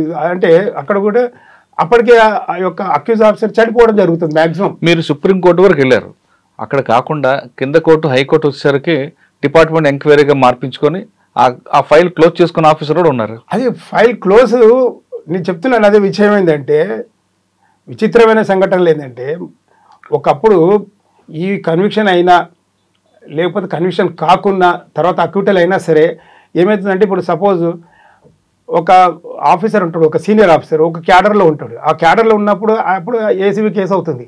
ఏసీబీ కేసు అయిన వెంటనే ఏమైతే డిపిసి అది ప్రొసీడింగ్స్ నడుస్తూ ఉంటుంది. తర్వాత డిపిసి వస్తుంది. డిపిసిలో వస్తే ఈయన పేరు అప్పుడు డిపిసిలో రిఫ్లెక్ట్ కాకపోతే అప్పుడు చూపించేది కాదు ఆయనకు, నెక్స్ట్ ప్రమోషన్ కాదు, ఆయన తర్వాత ఉన్న వాళ్ళకు ప్రమోషన్ వచ్చేది. ఈ వుడ్ హ్యావ్ బికమ్ ఏది జూనియర్ టు దెమ్, ఆ విధంగా జరగకుండా వచ్చేది. స్టెప్ ఎప్పుడైతే ఆయనకు అక్కడి నుంచి రిలీఫ్ వస్తుందో తర్వాత ఆయనకు అన్ని పెట్టుకొని అప్పుడు ప్రమోషన్ వచ్చి ముందుకు పోయేది. కానీ ఎంత ప్రమోషన్ వచ్చినా వీళ్ళకన్నా కిందనే ఉండేవాడు. కానీ ఇప్పుడు ఏమైందంటే కొన్ని ఏమంటారు కోర్టు జడ్జిమెంట్స్ని తీసుకొచ్చి వీళ్ళు ఏం చేస్తుండ్రు, అప్పటి నుంచి ఉన్న సీనియారిటీ అంతా క్లెయిమ్ చేసుకొని మళ్ళీ వీళ్ళకన్నా ముందు పోతున్నారు. ఎగ్జాంపుల్ చెప్తాను, నా యొక్క ఎక్స్పీరియన్స్ చెప్తున్నాను. నేను ఎవరి మీద అయితే ఒక వ్యక్తి మీద ఛార్జ్షీట్ చేసి ట్రాప్ కేసు ఛార్జ్షీట్ చేసి వేసిన తర్వాత with some technical reasons he has got acquitted. ఆయన నాకన్నా ముందు ప్రమోషన్ వచ్చి ఓ రోజు ఎక్కడా కలిస్తే నమస్తే సార్ అన్నాడు. ఏంటి అంటే, సార్ నేను సో అండ్ సో అయినాను అండ్ నేను గాట్ సర్ప్రైజ్డ్. అంటే అది వచ్చింది ఏంటంటే ప్రాబ్లము, దీనికి తగ్గట్టు ఆఫీసర్స్ కానీ ప్రభుత్వాలు కానీ ఏంటంటే కోర్టు జడ్జిమెంట్ ఉండొచ్చు, దాన్ని మళ్ళీ అటువంటి దాన్ని మళ్ళీ కౌంటర్ చేస్తూ అంటే ప్రాపర్ ప్రజెంటేషన్ ఇస్తూ దాన్ని ఫైట్ చేసి ఇటువంటి వాడిని రానియకుండా, అంటే ఐ మీన్ డిపిసిలో వాళ్ళను జూనియర్గా అప్పుడు అబయన్స్లో పెట్టి తర్వాత వచ్చిన డిపిసిలో సెలెక్ట్ అయినా సరే ఆయనకు ఆ సీనియారిటీ రాకుండా చూడాలి. అది చేయకుండా చేసేసరికి రాంగ్ సిగ్నల్ పోతుంది. మిగతా ప్రభుత్వ ఉద్యోగాలు ఏమవుతుందంటే, అంటే తప్పు చేసినా సరే మనం ఏదో ఒక రోజు మళ్ళీ క్లీన్ చిట్ తోటి బయటకు వస్తాము, మళ్ళీ again will become senior to them అనేది వచ్చేసరికి ఇప్పుడు కరప్షన్ చేయాలంటే కూడా అంత భయపడతలేరు. ఇప్పుడు పట్టుబడినప్పుడు చూద్దాంలే, అయినప్పుడు చూద్దాంలే అన్నట్టు ఉంది. దాంతో చాలామంది ప్రభుత్వ ఉద్యోగాల్లో టెంపరీగా అది ఉంది, కానీ పర్మనెంట్గా మాత్రం ఎవరికి ఫియర్ లేదు. పర్మనెంట్గా ఆ విధమైన ఏమంటారు ఒక విధంగా స్టాపేజ్ అనేది ఉండాలి. అది లేకుండా ఉంది కాబట్టి కొద్దిగా ఇబ్బందిగా ఉంది. సార్ మీరు చెప్తున్నట్టు గతంలో ఏసీబీ కేసు అయిందంటే గవర్నమెంట్ ఎంప్లాయీకి ఇంకా ఆల్మోస్ట్ డిపార్ట్మెంట్ బయటకు వచ్చినట్లే, ఉద్యోగం పోయినట్లే ఉండేది. మీరు చెప్తున్నట్టుగా డిపిసి కూర్చున్నప్పుడు ఏసీబీ ఉందంటే సీనియర్ తగ్గించుకుంటే ప్రమోషన్ వచ్చేకం, అది ఆ సెక్టర్ అయిపోయింది. ఇప్పుడు ఏసీబీ కేసు ఉంది, అరెస్ట్ అయ్యాడు, అక్విటల్ అయింది, కోర్టు జడ్జిమెంట్ చూపించి పొలిటికల్ ఇన్ఫ్లుయెన్స్ ఉందంటే ఆయన తీసుకొచ్చి ముందు కూర్చోబెడుతున్నారు. అంటే దీనివల్ల ఏమవుతుందంటే సిస్టమ్ మీద నమ్మకం పోతుంది. ఒకటి ఏంటంటే పొలిటికల్ ఇన్ఫ్లుయెన్స్ అనేది we can't blame politicians, because ఇది వచ్చిందంటే ఇప్పుడు నేను చెప్పినట్టు వీటిని కర్టైల్ చేయాలంటే ఆఫీసర్స్ చేయాలి. పొలిటీషియన్స్ వచ్చి కోర్టులో సపోజ్ ఒక అతను ఇప్పుడు దీనికి ఒక మ్యాండేటరీ పీరియడ్ అని ఉంది. సపోజ్ ఒక్కొక్క స్టేజ్లో ఒక ఎస్ఐ ఉన్నారు అనుకోండి, ఎస్ఐ టు సిఐ కావాలంటే 6 years mandatory period, he has to work in the same cadre అనేది ఉంది. అట్లే ప్రతి స్టేజ్లో ఉంటుంది. సిఐ టు డిఎస్పీ కావాలంటే ఇంత. అయితే సపోజ్ ఒక వ్యక్తి ఎస్ఐగానే ట్రాప్ అయ్యాడు అనుకోండి, తర్వాత ఒక 15-20 years తర్వాత అది కేసు అక్విటల్ అయింది అనుకోండి. అయితే ఈయన ఏం చేస్తుండు, అదంతా సీనియారిటీని ఒకటేసారి క్లెయిమ్ చేస్తుండు. ఈ ఎస్ఐ నుంచి సిఐ టు డిఎస్పీ అవన్నీ తీసుకుంటూ ఆయనకు ప్రజెంట్ స్టేజ్, ఆయన ఒక బ్యాచ్మేట్ ప్రజెంట్ స్టేజ్లో ఏ స్టేజ్లో ఉన్నాడో ఆ స్టేజ్కి వచ్చేస్తున్నాడు. అంటే 6 monthsకు 3 monthsకు ఒక ప్రమోషన్ తీసుకొని వస్తుండు. అదే సార్, ఆ విధంగా చేయడం వల్ల this you has to the government అంటే the concerned senior department concerned officer he has to go for the appeal or the curtail these certain things legally. దానికి కావాల్సింది మ్యాండేటరీ పీరియడ్ ఉంది కదా. అయితే దీన్ని ఇండివిజువల్గా ఎవరు పోయి సుప్రీంకోర్టు హైకోర్టు పోయి అప్రోచ్ కారు లీగల్గా, ఎందుకంటే ఇండివిజువల్ పోవాలంటే చాలా ఇబ్బంది, అవి ఎంతో అది ఉంటుంది. కాకపోతే గవర్నమెంట్గా వీళ్ళు ఫైట్ చేసి దీన్ని ఇక్కడనే కట్టేయాలి. ఎందుకంటే సుప్రీంకోర్టు జడ్జిమెంట్ కూడా ఉంది, ఏంటంటే ప్రతి స్టేజ్లో వాళ్ళు చేయాలని పోలీస్ మాన్యువల్ కూడా ఉంది. ఇప్పుడు ఒక ఎస్ఐ డైరెక్ట్ పోయి ఒక ఎస్పీగా అయ్యాడు అనుకోండి, ఆ కరెక్ట్ స్టేజ్గా ఈ కేసు అక్విటల్ అయ్యే వరకు ఆయన ఓ 20-25 years అయింది. ఆ స్టేజ్కు వాళ్ళ సేమ్ కొలీగ్స్, వాళ్ళ సేమ్ బ్యాచ్మేట్స్ ఎస్పీ అయ్యాడు అనుకోండి, ఈయన ఎస్ఐ నుంచి చక్కగా ఎస్పీ అయితే ఆయనకి ఏమి ఇవన్నీ తెలుస్తుంది? అదే ఆ పనిష్మెంట్ తెలియట్లేదు కదా, పనిష్మెంట్ తెలియదు, ఈవెన్ సిఐ డ్యూటీస్ తెలియదు, డిఎస్పీ డ్యూటీస్ తెలియదు, అడిషనల్ డ్యూటీస్ తెలియదు, ఏం తెలియకుండా డైరెక్ట్ వస్తాయి. అంటే ఇది కైలాసపట్నం నిచ్చెనెక్కినట్టు వైకుంఠపాలెంలో అది చాలా. అదే సార్, ఇప్పుడు ఆ విధంగా ఉండబట్టి ఇటీవల కాలంలో ఏసీబీకి దొరికిన వాళ్ళే దొరుకుతున్నారు. ఇప్పుడు దొరికిన వాళ్ళు దొరుకుతున్నారు, దొరికిన కూడా ఏం కాదు.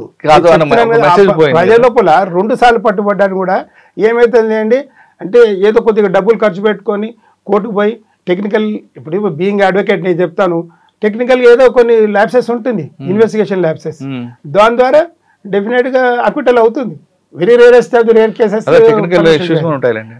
సార్, ఏసీబీకి వెళ్ళక ముందు మనం ఒకసారి సిడీలోనే మీకు 10 సంవత్సరాల్లో మీకు బాగా గుర్తుండిపోయిన ఒక కేసు చెప్పండి, సెన్సేషనల్ కేసు ఏదైనా. సెన్సేషనల్ కేసు అంటే నేను చేసిన కేసులు అన్నీ మ్యాక్సిమం, నేను చేసిన కేసులు మాత్రం అన్ని సెన్సేషన్లే. దాంట్లో మీకు చెప్పాను కదా, ఇది మరీ అంటే నాకు ఇంట్రెస్టెడ్గా సాటిస్ఫాక్షన్ ఉన్నది ఒకటి, స్కాలర్షిప్ స్కామ్ అయింది. ఎన్టీఆర్ గారు ముఖ్యమంత్రి ఉన్నప్పుడు జరిగినది స్కాము, దాన్ని అట్లే పెండింగ్ పెట్టారు. అంటే ఏదో సమ్ వేరియస్ రీజన్స్, లేకపోతే అందరూ నెగ్లిజెన్స్ తోటి ఏదో నియర్లీ ఒక 12 ఇన్స్పెక్టర్స్ ఇన్వెస్టిగేషన్ ఆఫీసర్స్, అంటే at the cadre of DSPs, ఎప్పుడు 95 నుంచి కౌంట్ చేస్తే, 95-96 నుంచి కౌంట్ చేస్తే 2006 వరకు అట్లా పెండింగ్ పెట్టారు. అది వెరీ ఆక్వర్డ్ పొజిషన్ ఉంటుంది. అప్పుడు గిరీష్ కుమార్ గారు చూసి ఏదో సందర్భంలో వచ్చింది పెండింగ్, ఇదేంది ఇంత మరి వర్స్ట్ సిచ్యువేషన్ ఉందని గిరీష్ కుమార్ గారు సిఐడి అడిషనల్ డీజీ ఉండేది. ఆయన ఎవరు బెస్ట్ ఆఫీసరు ఎవరున్నారు, దీన్ని ఎట్లయినా ఇది ఛార్జ్షీట్ చేయాలి అన్న అంటే, అప్పుడు నా పేరు సైట్ చేస్తే చూపించాను. నేను వితిన్ 6 months లోపల దాన్ని అన్నీ మళ్ళీ రీఇన్వెస్టిగేషన్ చేసి మొత్తం నియర్లీ ఒక 6-7 బీర్వాస్, అల్మిరాస్ మొత్తం రికార్డ్స్ అన్నీ సీజ్ చేసి, ప్రీవియస్ రికార్డ్స్ అన్నీ తీసుకొని దానిలో రిటైర్డ్ ఆల్మోస్ట్ ఆల్ అందరు రిటైర్ అయ్యింది. దానిలో సోషల్ వెల్ఫేర్ ఆఫీసర్స్ అందరిని తీసుకొస్తే పాపం వాళ్ళందరూ కూడా ఆ పరిస్థితి ఏంది, వాళ్ళు వచ్చే సంతకాలు అంటే ఎఫ్ఎస్ఎల్ పంపడానికి వాళ్ళ సిగ్నేచర్స్ అన్ని వెరిఫై అయితే ఎవరిది కంపేర్ కాదు. ఎందుకంటే అంతా షేక్ అవుతున్నారు, అంతా 65-70 ఆ ఏజ్లో ఉన్నారు. విధి లేని పరిస్థితులు అన్నీ చేయాల్సి వచ్చింది. ఛార్జ్షీట్ వేసాము, అందులో కన్విక్షన్ వచ్చిందండి. కన్విక్షన్ తర్వాత అంటే ఇప్పుడు వచ్చినది ఇదే చెప్పాను కదా మీకు, ఇంత కొన్ని టెక్నికల్ ఎర్రర్స్ ఉంటుంది. అంటే ఇప్పుడు 94-95 ఇప్పుడు దీంట్లో చెప్పాను, ఇప్పుడు వచ్చిన వాళ్ళ సిగ్నేచర్ నేను తీసుకుంటే అవి మ్యాచ్ కావు, ఆటోమేటిక్ కావు. అదే కొన్ని ల్యాప్స్ ఉంటాయి, దానివల్ల అది సంభవం ఏదో అయింది. అది మేమైతే స్పెషల్ కోర్ట్ ఫామ్ చేసి గవర్నమెంట్ ద్వారా మేము ఇది డీజీ గారు వాళ్ళందరూ రిప్రజెంట్ చేసి గవర్నమెంట్ ద్వారా స్పెషల్ కోర్ట్ ఫామ్ చేసి స్పెషల్ పీపీని అపాయింట్ చేయించి ఆ కేసుని అయితే మేము ఛార్జ్షీట్ చేసాం. ఓకే సార్, గిరీష్ కుమార్ గారు దీంట్లో కేసు చెప్పారు. అదేవిధంగా మీరు కృష్ణరాజు గారు పనిచేశారు, ఆయన అవుట్ స్టాండింగ్ ఆఫీసర్. ఆయన దగ్గర పనిచేసిన టైంలో మంచి కేసు చెప్పండి. ఆయన టైంలో చేసింది మంచి అంటే రిమార్కబుల్ కేసు అంటే ఇది మన మార్గదర్శి ఫైనాన్స్ది చాలా మంచి చేసాము. దాన్ని కూడా అది ఆర్బీఐ యాక్ట్ ప్రకారము చేయాల్సి వచ్చింది. దాన్ని కూడా ఆ టైంలో మేము దగ్గర 35 lakhs డాక్యుమెంట్స్ సీజ్ చేసాము. ఒక 4-5 రోజులు కూర్చొని అన్నీ సీజ్ చేసి వాటి హెక్టిక్ లెబోరియస్ వర్క్ అది. దాని జిరాక్సులు తీయడానికి అక్కడ 2-3 నెలలు పట్టింది. సార్ ఆ కేసు జరుగుతున్న టైంలో మీకు ఒక వ్యక్తి ఫోన్ చేసి మీకో మీ బాస్కో ఆర్ఎఫ్సీలో కూడా రైడ్ చేయమంటే చేయనన్నారు కదా, కేవలం మార్గదర్శి వరకే చూస్తాను, ఆర్ఎఫ్సీ మాకు సంబంధం కదా. అది ఐ డోంట్ నో, ఎందుకంటే అది నాకైతే వర్క్ చేయలేదు, బాస్ చేశారో నాకు తెలియదు. కాకపోతే ఆయన ఏమని ఉంటే ఈ was very straight forward officer. మేము ఆయన నేను గురువుగా భావిస్తాను. ఎందుకంటే ఆయన కూడా చెప్పేవాడు అంతే, ఒకటే మాట చెప్పేవాడంటే నీ చేతిలో ఫైల్ ఉన్నంత కాలము నువ్వు ఎవరికి భయపడకు, నీకుండా నువ్వు చేయాల్సిన పని నువ్వు చెయ్యి. నీ చేతిలో ఫైల్ లేనప్పుడు, నీ చేతిలో థింగ్స్ లేనప్పుడు యు ఆర్ నాట్ ఇది almighty to see everything. అవసరం లేదు, మన పని మన డ్యూటీ అయింది, మన చేతిలో ఫైల్ అయితే మన దానికి న్యాయం చేయాలి, వేరే గురించి ఆలోచించవద్దని. అదే పద్ధతి మేము వెళ్ళాము. ఆ సార్ కూడా అటువంటి ఏది ఆయనే కాదు, మీరు చెప్తున్నారు కదా ఇప్పుడు ఎవరో ఫోన్ చేశారో, ఆయన కాదు, వాళ్ళ ఓన్ ఫాదర్ కానీ వైఫ్ కానీ ఎవరు చెప్పినా ఆయన కూడా నథింగ్ డూయింగ్. సార్ ఆయన టైంలోనే సత్యం రామలింగరాజు కేసు అవన్నీ ఇప్పుడు now this matters are sub judice already. Sir ఇప్పుడు సిఐడిలో మంచి కేసులు వచ్చేవండి, ఒక civil matter white collar reference కాకుండా క్రిమినల్ కేసులు కూడా. ఆ విధంగా క్రిమినల్ కేసులో మీకు బాగా గుర్తిరిపోయింది ఉందా, arrest చేసామనేది?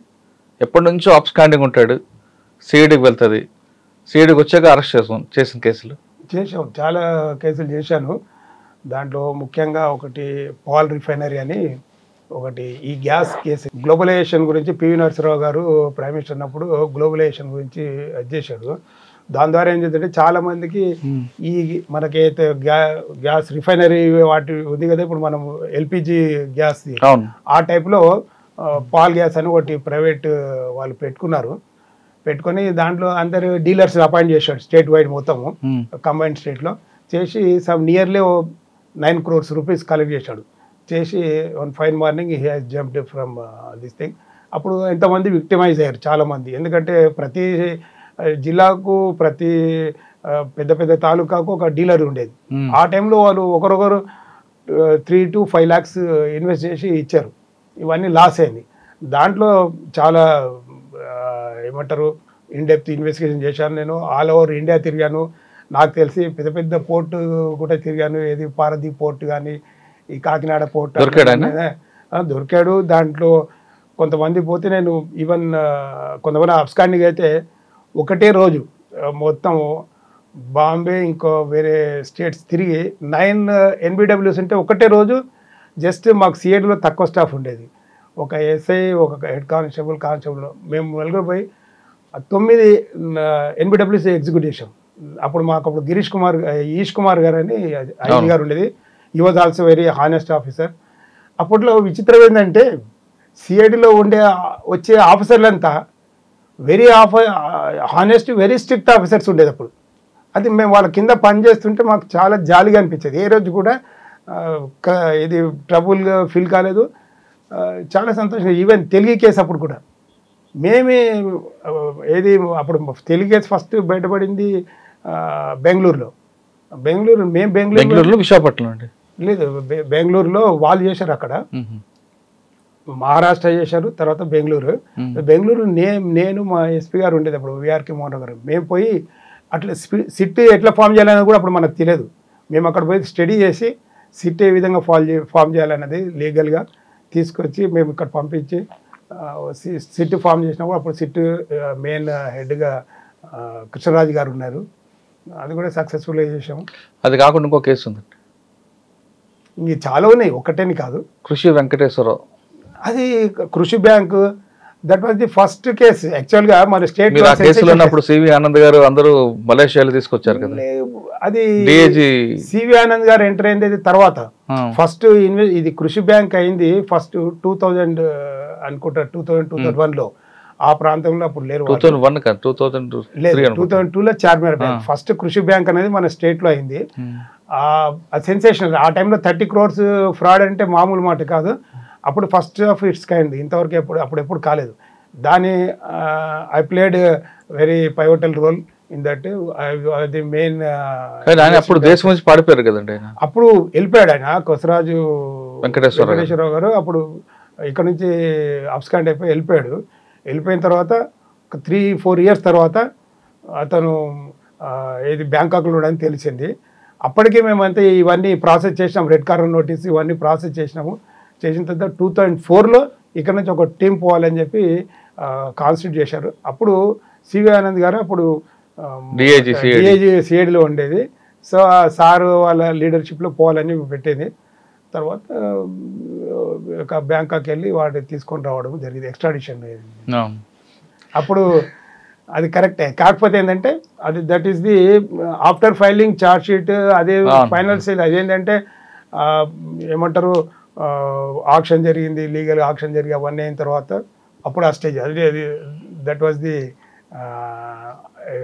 Advance stage. Okay sir, CID తర్వాత నెక్స్ట్ డిఎస్పీ ప్రమోషన్ అక్కడేనా మీకు? లేదు, నేను ఏసీబీ వెళ్ళాను అక్కడ నుంచి, సిఐడి నుంచి. సిఐడి నుంచి ఎలక్ట్రిసిటీ విజిలెన్స్ వెళ్ళాను, తర్వాత ఆ నుంచి ఏసీబీ వెళ్ళాను. ఏసీబీలో ఎంతకాలం చేశారు? ఏసీబీలో ఫస్ట్ ఒక 2.5 years చేశాను అక్కడ, తర్వాత ఇన్స్పెక్టర్ చేసి అక్కడ కూడా మధ్య పోయినప్పుడు నా కోసము ఈయన ఉండేది, భూపత్ బాబు గారు సిఐడి హెడ్ ఉండేది, శ్రీనివాసరెడ్డి గారు, భూపత్ బాబు గారు. అప్పుడు నా కోసం ఒక కేసు అంటూ సపరేట్ తీసి పెట్టాడు. Liquor case? లేదు, ఇది రహేజా కేసు. అది అప్పుడు సెన్సేషన్.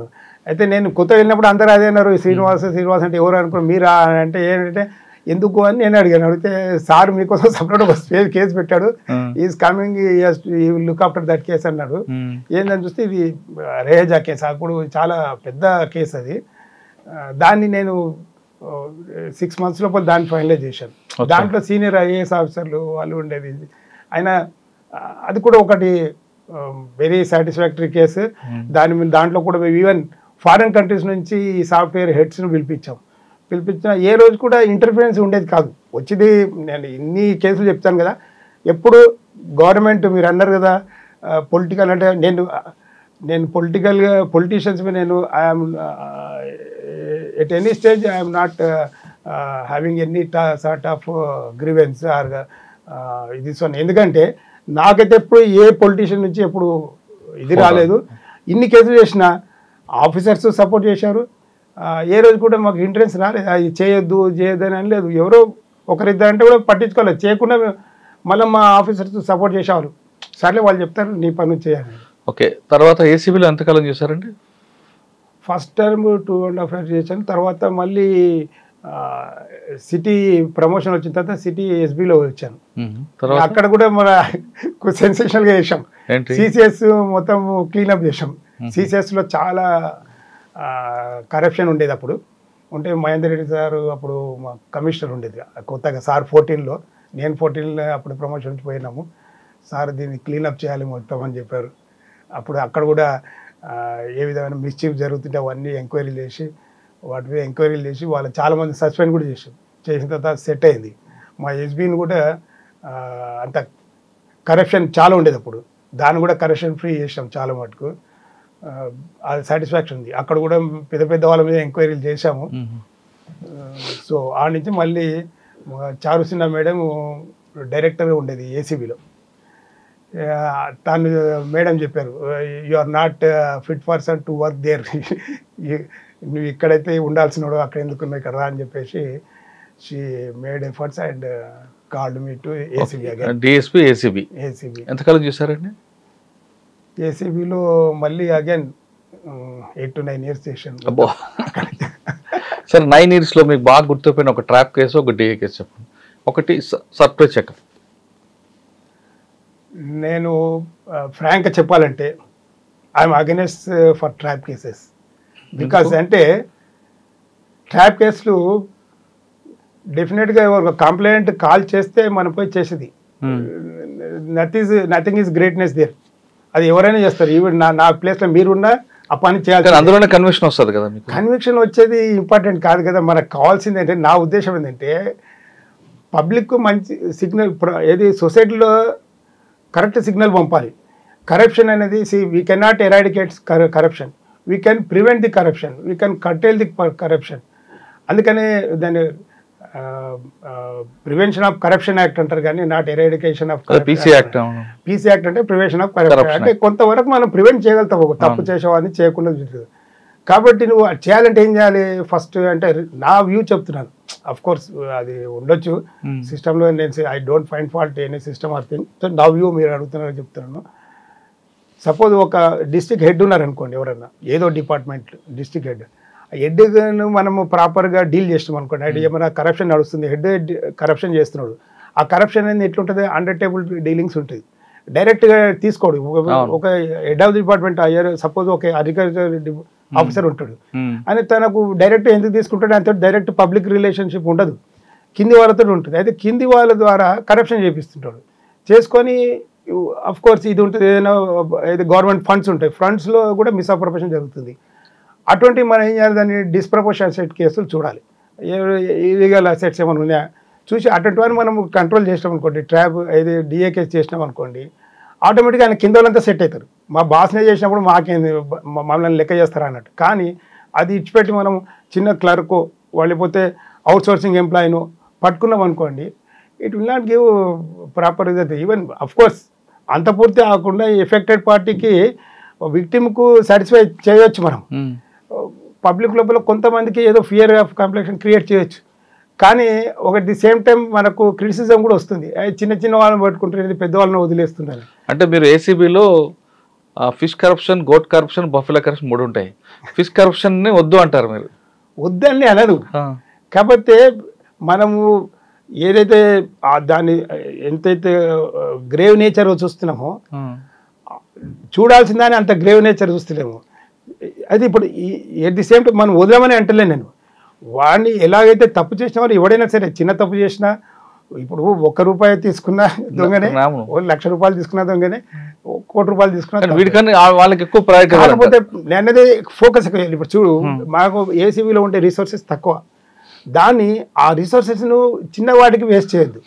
అసలైన దాన్ని ఇక్కడ మనం యూజ్ చేస్తే ఇప్పుడు వర్క్ బర్డెన్ తగ్గుతుంది, అసలు ఫోకస్ చేసి దాన్ని. కరెక్టే సార్, మీరు చెప్పింది ఐడియా బాగుంది, కానీ డిఏ కేసుల్లో ప్రూవ్ చేయడం అనేది తలకు మించిన ప్రాణం. ఏం కాదు, అది దట్ ఈస్ రాంగ్. ఎందుకంటే డాక్యుమెంటేషన్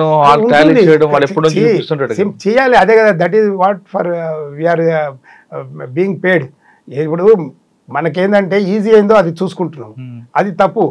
ఇప్పుడు ట్రాప్ కేసు ఉంది అనుకోండి, ట్రాప్ కేసు 90% ఇన్వెస్టిగేషన్ ఆ ఒక్క రోజులో అయిపోతుంది.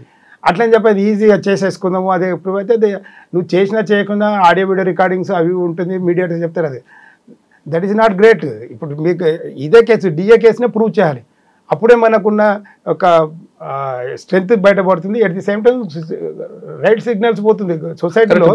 మీ సర్వీస్లో డిఏ కేసులు ఎన్ని కన్విషన్స్ ఉంటాయి?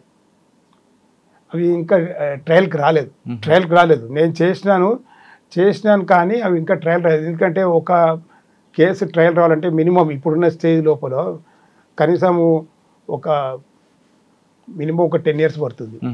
మినిమం ఒక 10 years పడుతుంది. ఓకే సార్, మీరు చేసిన ఏసీబీ కేసుల్లో ఒక ట్రాప్ కేసు ఒకటి, డిఏ కేసు చెప్పండి.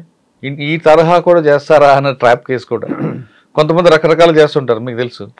జనరల్గా డబ్బులు తీసుకోవడం ఒకటే కాకుండా ఇంకా వేరేగా, అంటే కరప్షన్ అంటే డబ్బులు తీసుకోవడమే కాదు, గిఫ్ట్లు తీసుకోవచ్చు, నా ఇన్ఫ్లుయెన్స్ వాడుకొని డబ్బులు ఇంకో బెనిఫిట్స్ చేయొచ్చు, ఇవన్నీ కూడా కరప్షన్కి వస్తాయి కదా. అంటే కరప్షన్ అంటే కరప్షన్ అంటే అదే మీ సర్వీస్లో బాగా గుర్తుండిపోయింది చెప్పండి. చేయాల్సిన పనిని అంటే రైట్లీ చేయాల్సిన పని చేయకుండా ఉంటే కూడా కరప్షనే. డిజానెస్ట్ ఇంటెన్షన్తో చేసే పని కూడా కరప్షనే. ఇన్ టైంలో చేయకపోవడం కరప్షన్. ప్రతిదీ ఇప్పుడు మిస్యూజ్ చేయడం కరప్షనే.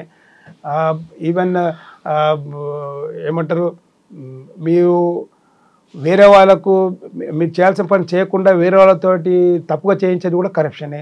Corruption definition is very vast. ఇక ఆ విధంగా చూస్తే నాకు తెలిసి చాలామంది అదే ఉంటుంది. కాకపోతే ఏంటంటే బాగా గుర్తుండిపోయిన కేసు చెప్పండి. అంటే ఇంత ఈ రకంగా కూడా చేస్తారా? నాకున్న సర్వీసులో లేదండి. అంటే మీకు ఒక ఎగ్జాంపుల్ చెప్తా. గతంలో కరప్షన్ చేసిన వ్యక్తి ట్రైన్లో మూవ్ చేయడం, ఎందుకంటే ఏసీబీ వాళ్ళు రారు కదా అని ట్రైన్లో తీసుకోవడం. కొన్ని అంటే they feel that this is a prohibited area. అక్కడ వీళ్ళు రాలేరు, ఏసీబీ వాళ్ళు రాలేరు. సపోజ్ చూడండి, అసెంబ్లీ ఉంది, ఇది సెక్రటరియట్ ఉంది, కోర్టు ఉంది, at the same time assembly MLA quarters ఉన్నాయి.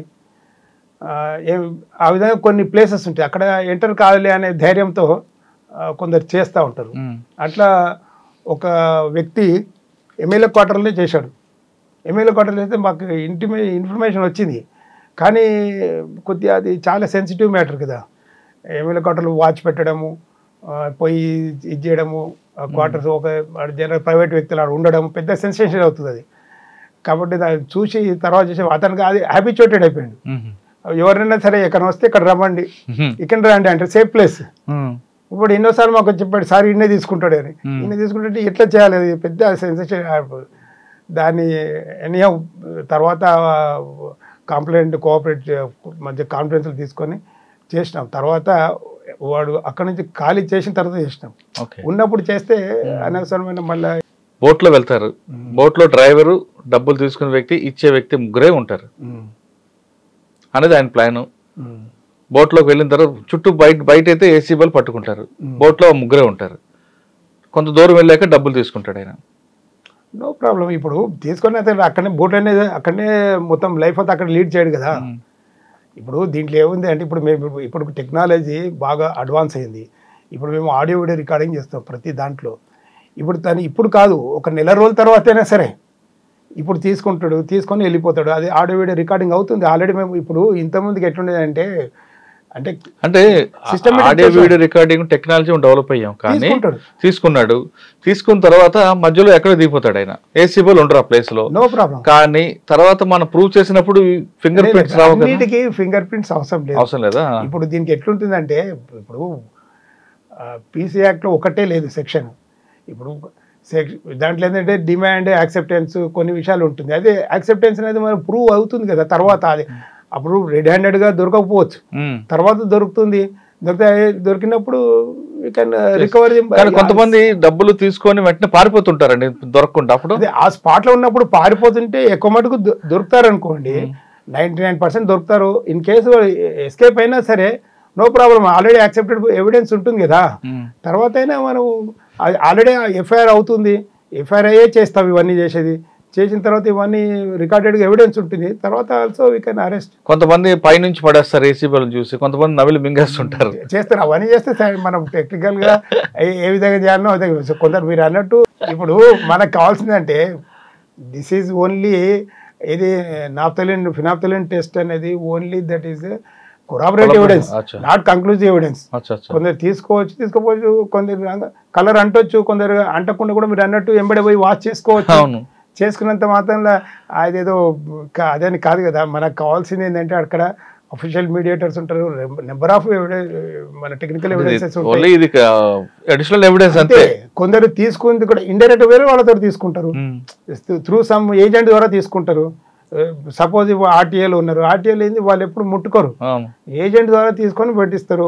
వాళ్ళ ఒక ఏమంటారు హెంచమైన ఉంటారు. కేసు గుర్తుందండి మీకు? చాలా చేసాం. ఇప్పుడు ఎగ్జాంపుల్ చెప్తాను మీకు, జైరాబాద్ చెక్ పోస్ట్ దగ్గర ఉంది. జైరాబాద్ చెక్ పోస్ట్ లో జనరల్గా ఎప్పుడు మా వాళ్ళు చేసేవాది ఏంటంటే మ్యాక్సిమం చేసేది సర్ప్రైజ్ చెక్స్. మేము చేసినప్పుడు సర్ప్రైజ్ చెక్ చేయలేదు, ఎందుకంటే సర్ప్రైజ్ చెక్ చేస్తే ఏమవుతుంది, జనరల్గా అరెస్ట్ చేయరు. సర్ప్రైజ్ చెక్ చేస్తే డిపార్ట్మెంటల్ యాక్షన్ ఏమవుతుంది, ఆ డిపార్ట్మెంటల్ ఎంక్వైరీ కూడా మళ్ళీ వాళ్ళ ద్వారానే చేపిస్తారు, వాళ్ళ డిపార్ట్మెంట్ వాళ్ళే. They can easily manage. కాబట్టి అక్కడ ఇది ఉండదు. అయితే మేము ఏమేం చేసామంటే దాని అన్ని ఇది ఒక కంప్లైంట్ తీసుకొని, కంప్లైంట్ ద్వారా again we kept watch, surveillance పెట్టి మేము కాంఫైజ్ ఒక లారీలో పోయి డ్రెస్ మార్చుకొని లారీ క్లీనర్గానో డ్రైవర్ను పెట్టి మా వాళ్ళను వెంట పెట్టి వీళ్ళు పోయి ఆడ చెక్ పోస్ట్లో దిగినప్పుడు డబ్బులు ఇస్తుంటారు కదా, మావాడు కూడా సేమ్ అదే విధంగా లుంగి కట్టుకొని అది చేసుకొని పోయి లారీ క్లీనర్ లాగా పోయి డబ్బులు ఇస్తా ఉన్నాడు, తీసుకుంటున్నారు. మరి వెహికల్ ఇన్స్పెక్టర్ ఏమో అక్కడ కూర్చున్నారు, ఆయన ఏం తెచ్చుకోరు, వాళ్ళ యొక్క ఏజెంట్లు తీసుకుంటారు. అందరూ వచ్చి ఇస్తా ఉన్నారు. దాంట్లో మేము పోయి పట్టుకున్నామని పట్టుకుని మా ముందల్ని పట్టుకొని మేము అది చేస్తే మా ముందల్ని మిగతా వాళ్ళు కూడా వచ్చి తీసుకోండి సార్ అని ఇస్తుండ్రు. లేలో సా పైసా అరే ఉनको పక్కడే అంటే నై సాబ్ అబ్ లేలో అని మాకు ఇస్తా ఉన్నారు. అంటే వాళ్ళకు దే హ్యావ్ హ్యాబిచుయేటెడ్, అందరికి ఇచ్చేది అది. ఆ విధంగా అలవాటైంది. దాన్ని తీసుకుని అప్పుడు వెహికల్ ఇన్స్పెక్టర్ ముట్టుకోకుండా సరే ఇప్పుడు ఒక ఆఫీసర్ ప్రెజెన్స్లో వాళ్ళు డైరెక్ట్గా కలెక్షన్ చేస్తారంటే రోల్ ఉంటుంది కదా, కానీ వీ కెన్ డ్రా ప్రిజంప్షన్. లేకుండా ఇట్లుంటుంది. మళ్ళీ డబ్బులు తీసుకుపోయి ఎవ్రీ 1 hour వాళ్ళు అక్కడ డెస్క్లో వేస్తూ ఉంటారు. మళ్ళీ ఆ మనీ రొటేట్ అవుతూనే ఉంటుంది, ఎక్కడ మీకు అక్యుములేట్ ఉండదు. చాలా టిపికల్ కేసు అవి. మేము అప్పటికి చేస్తే మన చుట్టుముట్టు వాచ్ ఉంటుంది వాళ్ళకి. మేము అప్పటికి మా వాళ్ళని కూడా పెట్టాము. అది అంటే వాళ్ళు ఎట్లుంటుంది అంటే మొత్తం ఒక 2-3 kilometers రేడియస్లో ఎవరు వచ్చేది ఎవరు పోయి ఈజీ కరవయ్యేటట్టు పెట్టుకుంటారు. అయితే ఆ టైంలో పెట్టుకున్నారు, కొందరు ఎస్కేప్ అయ్యారు, దొరికినారు. సార్ డిఏ కేసు బాగా గుర్తుందా మీకు ఏమైనా? డిఏ కేసులు ఉన్నాయి, ఇంకా సరే ఇవన్నీ సబ్జుడైజ్ కదా మనం చార్జ్ షీట్ వేసినా. ఓకే సార్, ఇప్పుడు ఏసీబీలో మీరు చాలా కాలం పనిచేస్తారు కాబట్టి ఇప్పుడున్న ఆఫీసర్లకి ఏసీబీ గురించి ఏం చెప్తారు? అదేవిధంగా పబ్లిక్కి మీరు ఇచ్చే మెసేజ్ ఏంటి ఏసీబీ మీద? ఇప్పుడున్న ఆఫీసర్లకు నేను చెప్పాను ఇంతకుముందు చెప్పినట్టు మీకు, వీళ్ళందరూ మెయిన్ ఫోకస్ చేసేది డిఏ కేసుల మీద బాగా ఫోకస్ చేయాలి. DA case is a very strenuous job. కాకపోతే ఏంటంటే అది చేసినామనుకోండి, ఇప్పుడు సపోజ్ కొందరు ఒక స్టేజ్కు బాగా సంపాదించుకుంటారు, ఇల్లీగల్గా మొత్తం ప్రాపర్టీస్ అమేజ్ చేసి పెట్టుకుంటారు. ఒక స్టేజ్ వచ్చిన తర్వాత వరకు ఆప్టిమల్ లెవెల్కి వచ్చేస్తారు, ఇంకా వాళ్ళకి అవసరం ఉండదు డబ్బు, ఎందుకులే అని చెప్పేసి మెల్లగా ఆ నుంచి సైడ్ లైన్లోకి వెళ్ళిపోతారు. వెళ్ళిపోయిన తర్వాత వాళ్ళు ఎంజాయ్ చేస్తూ ఉంటారు. అయితే పక్కన వాళ్ళు చూసే వాళ్ళు ఏమనుకుంటారు, వీడు సంపాదించిండు ఏం చేస్తున్నారు, సమాజంలో ఇట్లా ఉంది అంటే వీళ్ళు ఏసీబీ వాళ్ళంతా కొల్లుడైన ఒకటి రాంగ్ ఇదైపోతుండ్రు, వాడిని పట్టుకోకుండా వీళ్ళని పట్టుకుంటున్నారు అంటారు. కాబట్టి మనం ఏం చేయాలంటే మంచి సిగ్నల్ అంటే ఎవరైతే అంటే ఏసీబీలో అందరూ ఆఫీసర్లు చెప్పేది కూడా అదే ఏంటంటే you should identify right person, మంచి రైట్ పర్సన్. ఇది చాలా స్టెన్యూస్ జాబ్. ఒక కరప్ట్ ఆఫీసర్ని ఐడెంటిఫై చేసి వాళ్ళ మీద డిఏ కేసు చేయడం, చాలా సోర్స్ రిపోర్ట్ చేయడం చాలా కష్టమైన పని. మన వాళ్ళు చాలామంది ఏం చేస్తారంటే కష్టమైన పని ఎందుకని ఈజీగా పోతారు. ఈజీ సరే ట్రాప్ కేసులు వస్తాయి, వెనెవర్ యూ రిసీవ్ కంప్లైంట్ చేయండి. ఎట్ ది సేమ్ టైం అదేమో ఎప్పుడో ఒకసారి వస్తుంది. మీకు రొటీన్ జాబ్ వర్క్లో మాత్రం ఇది సోర్స్ రిపోర్ట్ తయారు చేయాలి. కానీ ఇందులో కన్విక్షన్ తక్కువ వస్తుంది కాబట్టి మీరు అంటే ఈజీ వెళ్తుంటారు. కన్విక్షన్ గురించి అంత డీప్గా వీళ్ళు ఆలోచించారు. ఇప్పుడు ముందు జరిగేది ఏంది అనేది ఆలోచించారు. కాకపోతే మనము సిస్టమేటిక్ ఒక లీగల్ వేలో పోయినామనుకోండి 100% కన్విక్షన్ వస్తుంది. రాకపోవడానికి కారణం ఏమి ఉండదు టెక్నికల్. కానీ తెలుగు రాష్ట్రాల్లోని ఏసీబీ కన్నా లోకాయుక్త కర్ణాటకలో కానీ లేదు యూపీ మధ్యప్రదేశ్ లోకాయుక్తలో ఉన్న కన్విక్షన్ ఎక్కువ ఉంటుందండి.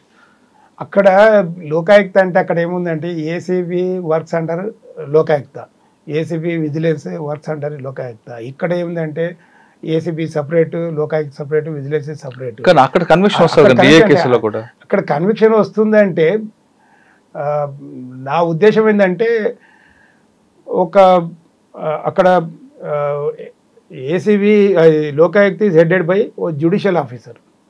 ఇక్కడ ఏది ఒక సీనియర్ పోలీస్ ఐపీఎస్ ఆఫీసర్ ఇక్కడ హెడ్ చేస్తారు. అయితే అక్కడ ఫోకస్ చేయడం అంటే అన్ని వింగ్స్ వాళ్ళ కంట్రోల్ ఉంటుంది కాబట్టి వాళ్ళు కొద్దిగా ఎక్కువ ఫోకస్ చేసి లీగల్గా కొద్దిగా ముందు పోయే ఛాన్స్ ఉంటుంది.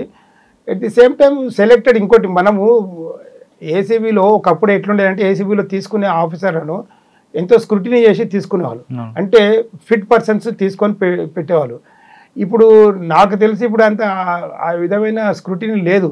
అన్నట్లుగా ప్యాషన్ గా వచ్చిన వాళ్ళు తీసుకున్నారు, ఇప్పుడు పనిష్మెంట్ గా వచ్చిన తీసుకుంటున్నారు. పనిష్మెంట్ అని మనం అనడానికి లేదు. కాకపోతే ఏంటంటే ఇప్పుడున్న ఆఫీసర్లు అంత ప్యాషన్ గా చేయట్లేదు. ఇప్పుడు చెప్పాను కదా మీకు ఇంతకుముందుకు, ఎవరికో ఒక బ్యాడ్ రిమార్క్ ఉన్న ఏసీబీలో తీసుకునే వాళ్ళు కాదు. ఇంకోటి ఇన్వెస్టిగేషన్ లో వాళ్ళకు స్కిల్స్ ఉండాలి, అట్ ది సేమ్ టైం వాళ్ళకి ఇంట్రెస్ట్ కూడా ఉండాలి. ఫోర్స్ఫుల్ తీసుకునే వాళ్ళు కాదు, ఇంట్రెస్ట్, స్క్రీనింగ్, ఏది నో బ్యాడ్ రిప్యుటేషన్ అవన్నీ తీసుకునేవాళ్ళు. దాంతో ఏమవుతుందంటే ఇంట్రెస్ట్గా వచ్చినవాడు ఇంట్రెస్ట్గా చేస్తాడు పని. ఎవడో ఫోర్స్ఫుల్గా తీసుకొస్తే ఆలోచిస్తున్నాడు, టైం పాస్ లేక పెట్టుకోవద్దు. అప్పుడు ఉండే ఏసీబీ రిప్యుటేషన్ వేరే, ఇప్పుడు ఉండే ఏసీబీ రిప్యుటేషన్. పబ్లిక్ ఏం చెప్తారు మీరు మెసేజ్? పబ్లిక్లో ఒకటి చెప్తాను చూడండి, మనం ఈజీగా పని కావాలని చూసుకోవడము వాళ్ళని కరప్షన్ అనేది ఎంకరేజ్ చేస్తున్నారు. ఆ ఈజీ పని కోసము మనం వాళ్ళు ఇప్పుడు ఏసీబీ లా చెప్పేది కూడా ఏంటంటే కరప్షన్ డిమాండ్ చేసేవాడు ఎంత ఏమంటారు నేరం చేస్తున్నాడు, ఇచ్చేవాడు కూడా అంతే నేరం కదా. సేమ్ కరప్షన్ ఆఫర్ చేసేవాడు కూడా అంతే.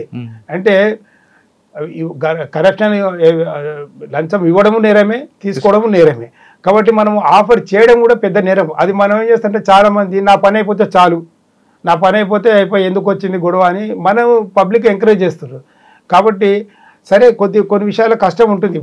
ఇప్పుడు నేను కూడా యాజ్ అ లేమ్యాన్గా కొన్నిసార్లు ట్రై చేసి చూసినాను. అయితే ఇబ్బంది అయితే ఉంటుంది. నేను డ్రైవింగ్ లైసెన్స్ తీసుకుంటప్పుడు నేను ఎక్కడ ఏసీబీ ఆఫీసర్ అని నేను చెప్పలేదు. నేను ఉన్నప్పుడు నేనే పోయి వెహికల్ తీసుకొని పోయి ఆడిపోతే వాడు అన్నాడు, సార్ వెహికల్ ఏది మీకు అన్నాడు. నా ఓన్ వెహికల్ లేదు అన్నాడు. లేదా ఓన్ వెహికల్ ఉన్నారు, ఓన్ వెహికల్కి దీనికి ఏం సంబంధం బాబు డ్రైవింగ్ లైసెన్స్కు, నేను డ్రైవ్ చేయాలి, నీకు వెహికల్ కావాలి, ఏదో వెహికల్ తెచ్చుకుంటాను, నీకెందుకు నా ఓన్ వెహికల్ అని నా ఆర్సీ నాది ఎందుకు అని క్వశ్చన్ వేస్తే నోరు మూసుకున్నాడు. ఆ విధంగా అయితే మనం కొద్దిగా కష్టమవుతుంది, మనం కొద్దిగా క్వశ్చన్ చేయాలి అవన్నీ ఎందుకు అని చెప్పి మన వాళ్ళు చేస్తారు. నేను పోయినాను, డ్రైవింగ్ చేసినాను, ఈ నాగోల్ ట్రాక్లో చేసి అన్ని చేసి ప్రాపర్గా లైసెన్స్ తీసుకున్నాను. అంతేగాని మనం ఈజీ పని కోసము అవతల వాళ్ళకి మనమే ఆఫర్ చేయడం దట్ ఈస్ రాంగ్. ఏదైనా సరే ఒక మంచి పని చేయాలంటే ఖచ్చితంగా కష్టం ఉంటుంది. కష్టం లేకుండా ఏ మంచి పని కాదు. ఆ కష్టానికి మనము కాంప్రమైజ్ అయిపోయి అది చేద్దామంటే ప్రతి దగ్గర కరప్షన్ డైరెక్ట్లీ ఆర్ ఇండైరెక్ట్లీ ఇది కరప్షన్కు ఇప్పుడున్న స్టేజ్ ఈ లెవెల్లో వచ్చిందంటే కామన్ మ్యాన్ పబ్లికే దానికి మూల కారణం. ఓకే, ఏసీబీ తర్వాత ఎక్కడికి వచ్చారంటే ప్రమోషన్ అక్కడనా అడిషనల్ ఎస్పీయా? అక్కడనే ప్రమోషన్ వచ్చింది. తర్వాత ప్రమోషన్ వచ్చింది. ఇది ఇంకోటి మీరు కరప్షన్ గురించి మాట్లాడితే చెప్తాను. I'm the first victim and I'm the one of the victims of corruption. అదేంటి ఏంటంటే యాక్చువల్గా నాకు ఇప్పుడు మీకు చెప్పాను కదా, సిఐడీలు ఉన్నప్పుడు అవుట్ ఆఫ్ సీనియారిటీ ప్రమోషన్ ఇచ్చారు. అవన్నీ తర్వాత లీగలైజ్, కొందరికి చాలా మందికి లీగలైజ్ అయింది, కోర్టు జడ్జిమెంట్స్ ఇచ్చినాయి. Same in the same way నాకు కూడా కావాల్సింది న్యాయంగా. అయితే ఆ టైంలో ఆఫీసర్స్ కూడా నాకు ఎంతో అప్రిషియేషన్ ఇచ్చేది. ఇస్తే నాకు కూడా ప్రమోషన్ రావాల్సింది. అంటే యాక్చువల్లీ టు బి ఫ్రాంక్, అందరూ వచ్చే సందర్భం వచ్చి కలుగుతాడు, ఆవిడ బికమ్ ఐపీఎస్ ఆఫీసర్. ఇప్పుడు నాకు కూడా 98 ఆ టైంలో ప్రమోషన్ వచ్చింది. కాబట్టి మా కొలీగ్స్ ఎవరైతే ఆ టైంలో కొందరు ప్రమోషన్ వచ్చిన వాళ్ళు ఉన్నారో వాళ్ళతో సహా నాకు రావాల్సింది ఐపీఎస్గా. రాలేదు. కారణం ఏంటంటే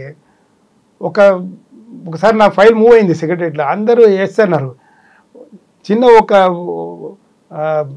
ఒక డిపార్ట్మెంట్లో, మెయిన్ ఈ కీ డిపార్ట్మెంట్లో ఆ ఫైల్ నుంచి సీఎం గారు ఫార్వర్డ్ అయ్యే ముందల ఎవరైతే మా ఫైల్ ఏమైనా మూమెంట్ తెలుసుకోవడానికి పోయిన వ్యక్తితోటి అన్నాడట, మీ సార్ ప్రమోషన్ వస్తుంది కదా ఏమి ఇస్తాడు, మా సార్ ఇవ్వడు తీసుకోడు అంటే ఓ అంత కరెక్ట్ పర్సనా, నిజాయితీ పర్సనా, సరే మంచిదే అంటే ఇప్పుడు పోస్టింగ్లకే 3-4 లక్షలు ఇస్తున్నావు సార్, 1 lakh కూడా ఇవ్వలేకపోతాడా అని అంటే, సార్ ఆయన ఇవ్వలేడు, ఏదో మీకు ఏమంటారు ఏదో టిఫిన్ అంటే నేను చేయిస్తా కదా, అంతకు చేయలేను అన్నాడు.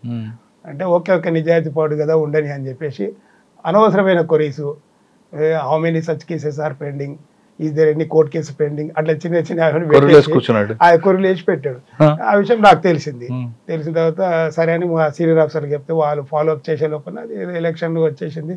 తర్వాత అది పెండింగ్, నేను కూడా ఫాలోఅప్ చేయలేదు. ఎందుకంటే తర్వాత అందరు చెప్పారు, నువ్వు ఎంత చేసినా, ఏ ఆఫీసర్ చెప్పినా, చెప్పినా డబ్బులు ఇవ్వండి పని కాదు అన్నాడు. అంటే కాకపోని I don't have any regret. కాకపోతే అది తెచ్చుకున్నా నేను ఐపీఎస్ అయినా ఇంకేమైనా నా ఆత్మసాక్షి నాకు పర్మిట్ చేయదు. కాబట్టి నాకు రొటీన్గా వచ్చేది వేరే విధంగా ఎట్లా వస్తుంది అట్లా రాని అన్నట్టు ఆ సాటిస్ఫాక్షన్తో ఉన్నాను. కాబట్టి నేను ఇవన్నీ నాకు సరిపోదు అనే ఉద్దేశంతో ఎక్కడ కాంప్రమైజ్ కాకుండా, ఈవెన్ మీకు సందర్భంగా చెప్తున్నాను, ఈవెన్ నేను I have foregone all my even medals also relinquished. Delivery ఏది నా యొక్క మా సీనియర్ ఆఫీసర్లు ఈష్ కుమార్ గారు కానీ, భూపతి బాబు గారు కానీ, కృష్ణరాజు గారు కానీ, ఈవెన్ మొన్న పూర్ణచంద్రరావు గారు కానీ చాలా ఫోర్స్ చేసేవాళ్ళు. అరే ఇంత ఇవి పెట్టుకొని you are deserve for each and every medal which are ఏది being given by the our government అన్నిటికీ డిజర్వ్ ఉన్నాం ఎందుకు పెట్టుకోవు అంటే మనం దీనికి ఏంటంటే సైటేషన్స్ ఇవ్వాలి. నేను ఇవ్వను సార్, సారీ సార్ అదే వాళ్ళు అన్నారు. అంటే ఈ తీసుకురావాలంటే తప్ప అంటే లేదు సార్ అట్లా I don't say that one. కాకపోతే నా యొక్క ఒక డెవలప్మెంట్ నా యొక్క మెంటల్గా ఈ విధంగా చేసుకున్నాను నేను. అంటే నాకు I'm not deserve for anything, only నా పని నాకు కాన్షియస్ నాకు పర్మిట్ చేసిన పని నేను చేస్తాను. అంటే మీరు సెక్రటరీ డబ్బులు ఇచ్చి ఉంటే ఐపీఎస్ వచ్చి ఉంటుందేమో ఇప్పుడు 100%. కాకపోతే నేనేంటే సరే పోనీ మనకు అది డబ్బులు ఇచ్చి నేను తెచ్చుకున్నాను అనుకోండి, నాకు కూడా ఉంటుంది కదా మనసాక్షి, ఎవరికైనా చెప్తుంది. ఇప్పుడు నేను పేరుకు నేను ఐపీఎస్ ఆఫీసర్ కావచ్చు, కాకపోతే నేను హోల్ హార్టెడ్లీ చెప్పలేను, ఎందుకంటే నేను డబ్బులు ఇచ్చి తెచ్చుకున్నాను.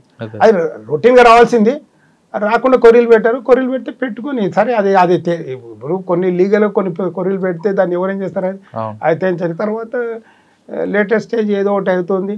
సరే ఏసీబీ తర్వాత ప్రమోషన్ వచ్చి ఎక్కడికి వచ్చారు? ప్రమోషన్ అక్కడే ఉన్నాను కొంతకాలము. తర్వాత ఏదో కొన్ని పరిస్థితుల వల్ల మళ్ళీ అగైన్ చెప్పాను కదా నీకు, డిపార్ట్మెంట్లో రకరకాలుగా మనం ఏంటంటే నేను చెప్పి నన్ను ఒక ఫైర్ బ్రాండ్గా ట్రీట్ చేస్తారు. కొన్ని సందర్భాల్లో కొన్ని సూట్ కావు, ఫైర్ బ్రాండ్ ఉన్నప్పుడు సూట్ కాదు, సూట్ కానప్పుడు ఒక్క దగ్గర పనికిరాదు కదా, సూట్ కావు. కాబట్టి ఎవరి ఈక్వేషన్స్ వాళ్ళకు ఉంటాయి. ఈక్వేషన్ ఇప్పుడు మీ టీం తయారు కావాలంటే నీకు మైండ్ సెట్ తయారు వాళ్ళు పెట్టుకుంటారు. ఎవరు మైండ్ సెట్ సెట్ కానప్పుడు ఆటోమేటిక్గా వేరే దగ్గర షిఫ్ట్ అవుతుంది. సైబరాబాద్ వెళ్ళాను. సైబరాబాద్ పోతే ఇంక మళ్ళీ అదే కదా, మళ్ళీ పాత కదా. సైబరాబాద్ అడ్మిన్ లేదు, క్రైమ్స్. మరి అది మళ్ళీ రొటీన్, మళ్ళీ బ్యాక్ టు పెవిలియన్, మళ్ళీ 90s వచ్చేసి అక్కడ కూడా అక్కడ సరే అని చెప్పి తర్వాత అక్కడ నుంచి మళ్ళీ చేస్తే మళ్ళీ ఇక్కడ ఏసీబీలో కొంతకాలం ఉన్న తర్వాత ఏసీబీలో మన విజయ్ కుమార్ గారు వచ్చారు సార్. ఆ సార్ దగ్గర నేను పనిచేశాను, సిఐడిలో ఉన్నప్పుడు చేశాం. సో ఆయన వర్క్ స్టైల్ తెలుసు కాబట్టి తను ఏమన్నాడంటే సరే ఇక్కడికి వచ్చేసి ఉన్నాడంటే సరే again I came back to ACB. అక్కడ రిటైర్ మళ్ళీ అక్కడ వచ్చిన తర్వాత సరే అంటే ఏసీబీకి వచ్చి అటాచ్మెంట్ అక్కడ కొంతకాలం పనిచేసిన అంటే అప్ టు రిటైర్మెంట్ అయిన తర్వాత ఇప్పుడు అడ్వకేట్గా చేస్తున్నారా? ఆయన బట్టి ఇప్పుడు నాకు అంటే నాకు ప్యాషన్ మొదటి నుంచి నాకు ఒక 10-15 years నుంచి నాకు అసలు యాక్చువల్గా నేను రిజైన్ చేసి వెళ్ళాలనే ఉండేది. కాకపోతే ఫైనాన్షియల్ కన్స్ట్రెయిన్ వల్ల నేను పోలేకపోయినాను. దాంట్లో లాలో ముఖ్యంగా ఏసీబీ కేసులో మీరు అన్నారు కదా ఇంతకుముందు కొన్ని డిజర్వ్ కేసులు ఉంటుంది, అంటే మనం వాదించాల్సిన కేసులు టెక్నికల్గా కొన్ని తెలుసో తెలియక అంటే మన ఇన్వెస్టిగేటర్స్ కూడా కొన్ని ఏది మెటిక్యులస్గా పోవాలి. ఎందుకంటే ఒక లైఫ్ మనము వాడు ఏసీబీ కేసు అయితే వాడి లైఫ్ అంతా అదవుతుంది. కాబట్టి మనం మెటిక్యులస్గా పోయి చేయాలి. ఏ మాత్రం చిన్న పొరపాటు చేసినాను కూడా అంటే దానికి ఎగ్జాంపుల్ చెప్తాను. ఒకసారి మేము ఏసీబీ కేసు చేసేటప్పుడు ఒక పోలీస్ ఎస్ఐ మీద కంప్లైంట్ వచ్చింది. వాడు ఏంటంటే రికార్డ్ చేసి చూపించాడంటే ఆ 20,000 दिए तो मैं केस नहीं करता, अरेस्ट नहीं करता, नहीं तो कर देता అంటున్నాడు. వీడు అదే మాకు వచ్చి వినిపించాడు. మేము నిజమే అనుకున్నాం, అంత రెడీ చేసుకొని పోయినాము. పోయే మూమెంట్ పోయి ఇచ్చిరాపో మేము పట్టుకుంటామని చెప్పాము. వీడు పోయి ఈయనకి పోయిండు. పోయినప్పుడు వాడు ఆ సబ్ ఇన్స్పెక్టర్ ఏం చేశాడు, మేరే క్యా దేరా ఉనికి దేవ అన్నాడు. అంటే అనుకో ఇస్తుంటే సార్ పకడో అంటే మేము వాని పట్టుకొని పోతుంటే నేను సాబ్ ఎస్ఐకి పకడో అంటాడు. అరే ఎస్ఐకి అని వీడిని పట్టుకుని అంటే అక్కడ చాలా మంది క్రౌడ్ ఉండేది. ఆ క్రౌడ్ ఆ ఎస్ఐ వీడన్న మాట వింటలేడు, మమ్మల్ని ఏదో గుర్తుపట్టలేదు. అంటే మఫ్టీలు ఉంటాం కదా, గుర్తుపట్టలేదు అసలు. వాడు పని వాడు చేసుకుంటూ ఉనుకు దేదేవన్నాడు, వాని పని వాడు చేసుకుంటాడు. ఎవరో వేలే సమ్ కేసు ఉంది వాళ్ళతో డీల్ చేసుకుంటూ బైండ్ ఓవర్ కేసు ఉంది చూసుకుంటాడు. మేము వీని పట్టుకొని బయట తీసుకొచ్చినాం. వాడిని ఇద్దరిని పట్టుకొని తీసుకొచ్చి వీళ్ళు ఎంక్వైరీ చేసినాం. एसआई को कई को पकड़ो बोल रहे इनको पकड़ो नहीं साहब वो एसआई बोले ना आपको आपके सामने बोले ना उनको देवा అన్నాడు. వీని అడిగినాము నువ్వేం తీసుకున్నావు అంటే నా పైసలు నేను తీసుకున్నా సార్ తప్పేముందని. ఏమైందిరా అంటే వీడు ఈ ఎవడైతే ఇప్పుడు కంప్లైంట్కు వాడు షూరిటీగా ఉన్నాడు. షూరిటీగా ఉంటే ఆ షూరిటీ వీడు డిఫాల్ట్ అయ్యాడు. డిఫాల్ట్ అయితే వీడు ఏం చేశాడు, వచ్చి పోలీస్ని అప్రోచ్ అయ్యాడు. సార్ నా పైసలు తీసుకున్నాడు. పోలీస్ అంటే సివిల్ మ్యాటర్ మేము ఇంటర్ఫియర్ కాము, నువ్వు కావాలంటే కోర్టుకు పో, మాకు సంబంధం లేదు. వీడు కోర్టుకు పోయి కోర్టు నుంచి డైరెక్షన్ తెచ్చుకొని కోర్టు ఎఫ్ఐఆర్ కేసు అయింది. కోర్టు ఎఫ్ఐఆర్ కేసు అయింది కాబట్టి వీడు వచ్చి అప్పట్లో ఈ 7 years బిలో 7 years అని లేదు, అయితే అరెస్ట్ చేసే అది ఉండేది. అయితే నేను అరెస్ట్ చేస్తే నువ్వు డబ్బులు ఇస్తే ఓకే కాంప్రమైజ్ గా, లేకపోతే అరెస్ట్ చేస్తాడు. ఆ మాటలు మనకు ట్విస్ట్ చేసి ఈ విధంగా చెప్పాడు. అప్పుడు ఇప్పుడు తెలిసిపోయింది కదా, ఒకవేళ పొరపాటున వీని పట్టుకున్నట్టు వేసాను పరిస్థితి ఏమైంది? ఆ తరహా కేసులను చూస్తున్నారు. ఆ తర అంటే అదొకటి నాకు రోల్ మోడల్ నాకు ఏంటంటే అటువంటిది మిస్టేక్లు జరగవచ్చు. కాబట్టి అటువంటి మిస్టేక్లు జరగకుండా మనం చూడాల్సిన బాధ్యత ఇన్వెస్టిగేటింగ్ ఆఫీసర్కి ఉంటుంది. కొన్ని సందర్భంలో ఏదో కేసు రిజిస్టర్ అయింది అంటే అప్పట్లో మాకు ఆఫీసర్ కూడా మేము అంతే ఆఫీసర్కి చెప్పాం, సార్ ఇట్ అయింది బై మిస్టేక్ అయింది. లేకపోతే జనరల్గా ఆఫీసర్ తిరుగుతారు కదా, నువ్వు ప్రాపర్ వెరిఫై చేయలేదు ఏం చేస్తావు అని చెప్పి మళ్ళీ ఎక్స్ప్లెనేషన్ కాల్ ఫర్ చేస్తారు అనే భయంతో మన వాళ్ళు ఏదో ఒకటి పట్టి చేయించే ఛాన్సెస్ కొంత ఉంటుంది. కాబట్టి అటువంటి అవాయిడ్ చేయాలి, అటువంటి వాళ్ళకు న్యాయం జరగవచ్చు. ఒక కేసు ఇప్పుడు let 100 criminals escape, 1 innocent should not be punished. అది ఒక ఇది లీగల్ ఎథిక్స్ ఒకటి ఉంది. కాబట్టి మనం అది పట్టుకొని పోవాలనే ఉద్దేశంతో ఒక సొసైటీకి మంచి ఏది చేయాలనే ఉద్దేశంతో అడ్వకేట్గా కూడా సర్వీస్ చేయాలనే ఉద్దేశంతో ఇది ఎంచుకున్నాను. దట్ డిజర్వ్ కేసెస్ చేస్తాను, అన్నీ కాదు. డిజర్వ్ కేసెస్ చేయాలి. ఇప్పుడు ఒక డిజర్వ్ కేసు వచ్చింది కాబట్టి అది ఏసీబీ కేసు. సార్ ఫైనల్గా చెప్పండి, పోలీస్ డిపార్ట్మెంట్లో వచ్చే వాళ్ళకి మీరు ఇచ్చే మెసేజ్ ఏంటంటే రావాలనుకున్న వాళ్ళకు ఉన్న వాళ్ళకు అందరికి నేను చెప్పేది ఒకటే, మనము ఫస్ట్ మనకు ఉద్యోగం రాకముందుకు ఎవరైనా సరే, నేనైనా మీరైనా ఎవరైనా సరే, మనం స్టూడెంట్ లైఫ్లో ఉన్నప్పుడు ఉద్యోగం కావాలని ఫైట్ చేస్తాం. ఉద్యోగం వచ్చిన తర్వాత డబ్బులు సంపాదించాలని అది తప్పు. అది ఉద్యోగం రావాలని కోరుకున్నాము, ఉద్యోగం కొరకు చూసుకొని ఏది వృత్తిరీత్యా ఎదగడానికి కోరుకో, వృత్తిరీత్యా నీకు వచ్చే డబ్బుతో నువ్వు సంతోషపడు, వృత్తిరీత్యా నీకు చేయాల్సిన సర్వీస్ చెయ్యి. అంతేకాని డబ్బుకు ఆశపడి ఎవరో వాడి ఈ విధంగా వీడు కారు కొన్నాడు, వీడు విల్లా కొన్నాడు, వీడు ఫామ్ హౌస్ ఉందని అత్యాశకు పోయి కరప్షన్ చేస్తే అది తప్పు. అది ఈవెన్ మనమైనా సరే, సపోజ్ మనం ఇప్పుడు చెప్పాను కదా, నేను పోలీసుగా ఉండి నా డ్యూటీ కాడ నేను ధర్మం అందరికీ ఏదో ఏమంటారు మెహర్బానీ చేస్తున్నాను అనుకోవడం తప్పు. ఇప్పుడు ఇదే ఎక్స్పీరియన్స్ ఇదే పోలీస్ ఆఫీసర్కు రిజిస్ట్రేషన్ డిపార్ట్మెంట్ పోతే వాడు డబ్బులు అడిగితే ఎట్లుంటుంది? అక్కడ అన్యాయం అనిపిస్తుంది, అరే వాడేమో అన్యాయం అడుగుతుండే అంటాడు. అది అదే వేరే ఆర్టీ ఆఫీస్కి పోతే వాడు డ్రైవింగ్ లైసెన్స్ అడిగాడు అనుకోండి, అది వీడేంటి అడుగుతున్నాడు అంటే వీఆర్ నాట్ ఏది మాస్టర్ ఆఫ్ ఆల్. అన్నిటికీ మనం ఏది సూపర్ కాప్ కాదు, plus at the same time omnipotent కాదు, అన్నిటికీ మనము ఇదని కాదు. మనం ఒకటి ఇప్పుడు నేను ఏదైనా పని చేస్తున్నట్టే అవతల వారి ప్లేస్లో నేను ఉండి ఆలోచించాలి. కాబట్టి కరప్షన్ అనేది వీటన్నిటికీ కారణం ఏంటంటే స్వార్థము, అత్యాశ. కరప్షన్ అనే కాదు, డిపార్ట్మెంట్లో కాదు, ఏ డిపార్ట్మెంట్ పోలీస్ అనే కాదు, ఏ డిపార్ట్మెంట్లో అయినా సరే, ఏ వింగ్లో అయినా సరే అత్యాశ అనేది చెడుకు దారి తీస్తుంది. ఉన్న దాంట్లో సంతోషపడి మన సర్వీస్ మనము కమిటెడ్గా నిజాయితీగా కష్టపడి ముందుకు పోవాలనుకుంటే ఖచ్చితంగా అడుగులు వస్తాయి. నేను చెప్పింది కారణం ఏంటంటే ఏదో నేను నా సెల్ఫ్ పోస్టింగ్ కాదు, అంటే మీకు ఎగ్జాంపుల్ చెప్తున్నాను. ఈ ఖచ్చితంగా హడుల్స్ చాలా వస్తాయి, కష్టపడటము. నేను కూడా చాలా ఇప్పుడు ఏంటంటే నేను ఫైనాన్షియల్ ఇప్పుడు నేను ప్రస్తుత పరిస్థితుల్లో సెకండ్ హ్యాండ్ డబుల్ బెడ్రూమ్ ఫ్లాట్లో ఉంటున్నాను. అది కూడా ఒక ఆఫీసరు నాకు సజెస్ట్ చేసి ఇంతకాలం ఉన్నావు ఇల్లు లేకపోతే ఎట్లా అంటే ఆ సారు ఒక ప్రోద్బలంతో నా జీపీఎఫ్ అమౌంట్ కొంత తీసుకొని డ్రా చేసుకొని ఇల్లు తీసుకున్నాను. కానీ నేను ఐఎమ్ వెరీ మచ్ హ్యాపీ. వేరే వాళ్ళు అంటారు, సరే ఇప్పుడు ఈవెన్ మా ఓన్ ఫ్యామిలీ మెంబర్సే అంటారు యు ఆర్ ఇన్ఎఫిషియెంట్ అంటారు. అంటే డబ్బు సంపాదిస్తే ఎఫిషియెంట్. ఇప్పుడు సొసైటీలో డబ్బు సంపాదిస్తే ఎఫిషియెంట్, అది ఇల్లీగల్ సంపాదిస్తున్నావు, లీగల్ సంపాదిస్తే కాదు.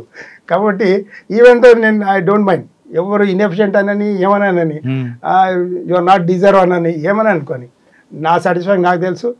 నన్ను ఎవరు గుర్తించాల్సిన అవసరం లేదు, నా అంతకు నేను గుర్తించుకుంటే చాలు. ఆ ఉద్దేశంగా మనం ముందుకు పోవాలి. చాలా కష్టము. నేను చెప్పేది మీకు ఏదో చాలా సార్ ఇంత సింపుల్ చెప్తున్నాను, నేనే చెప్తున్నాను. It is very difficult to lead the life with honesty and integrity. ఆ రెండు మీరు మెయింటైన్ చేయండి, ఆటోమేటిక్గా మీ జాబ్ సాటిస్ఫాక్షన్ మీకు ఉంటుంది.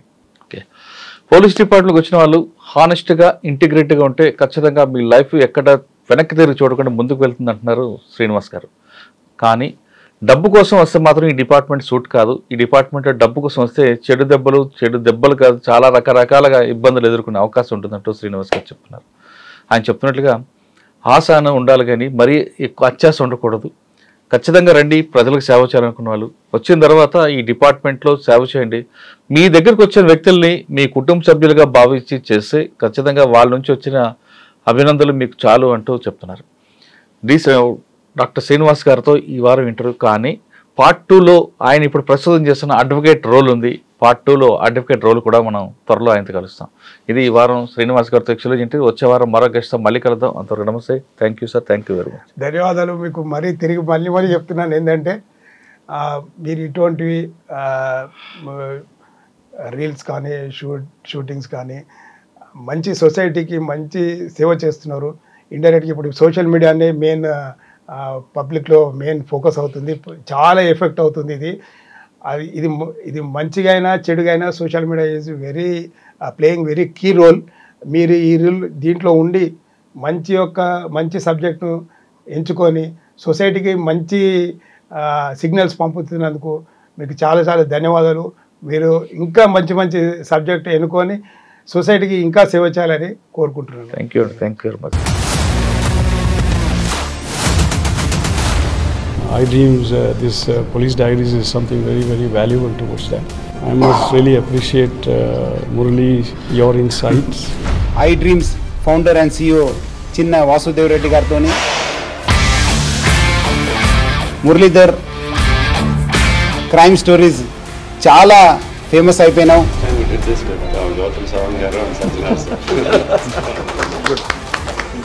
Well done. Congratulate him for doing so well. And I congratulate him, his boss also. So well.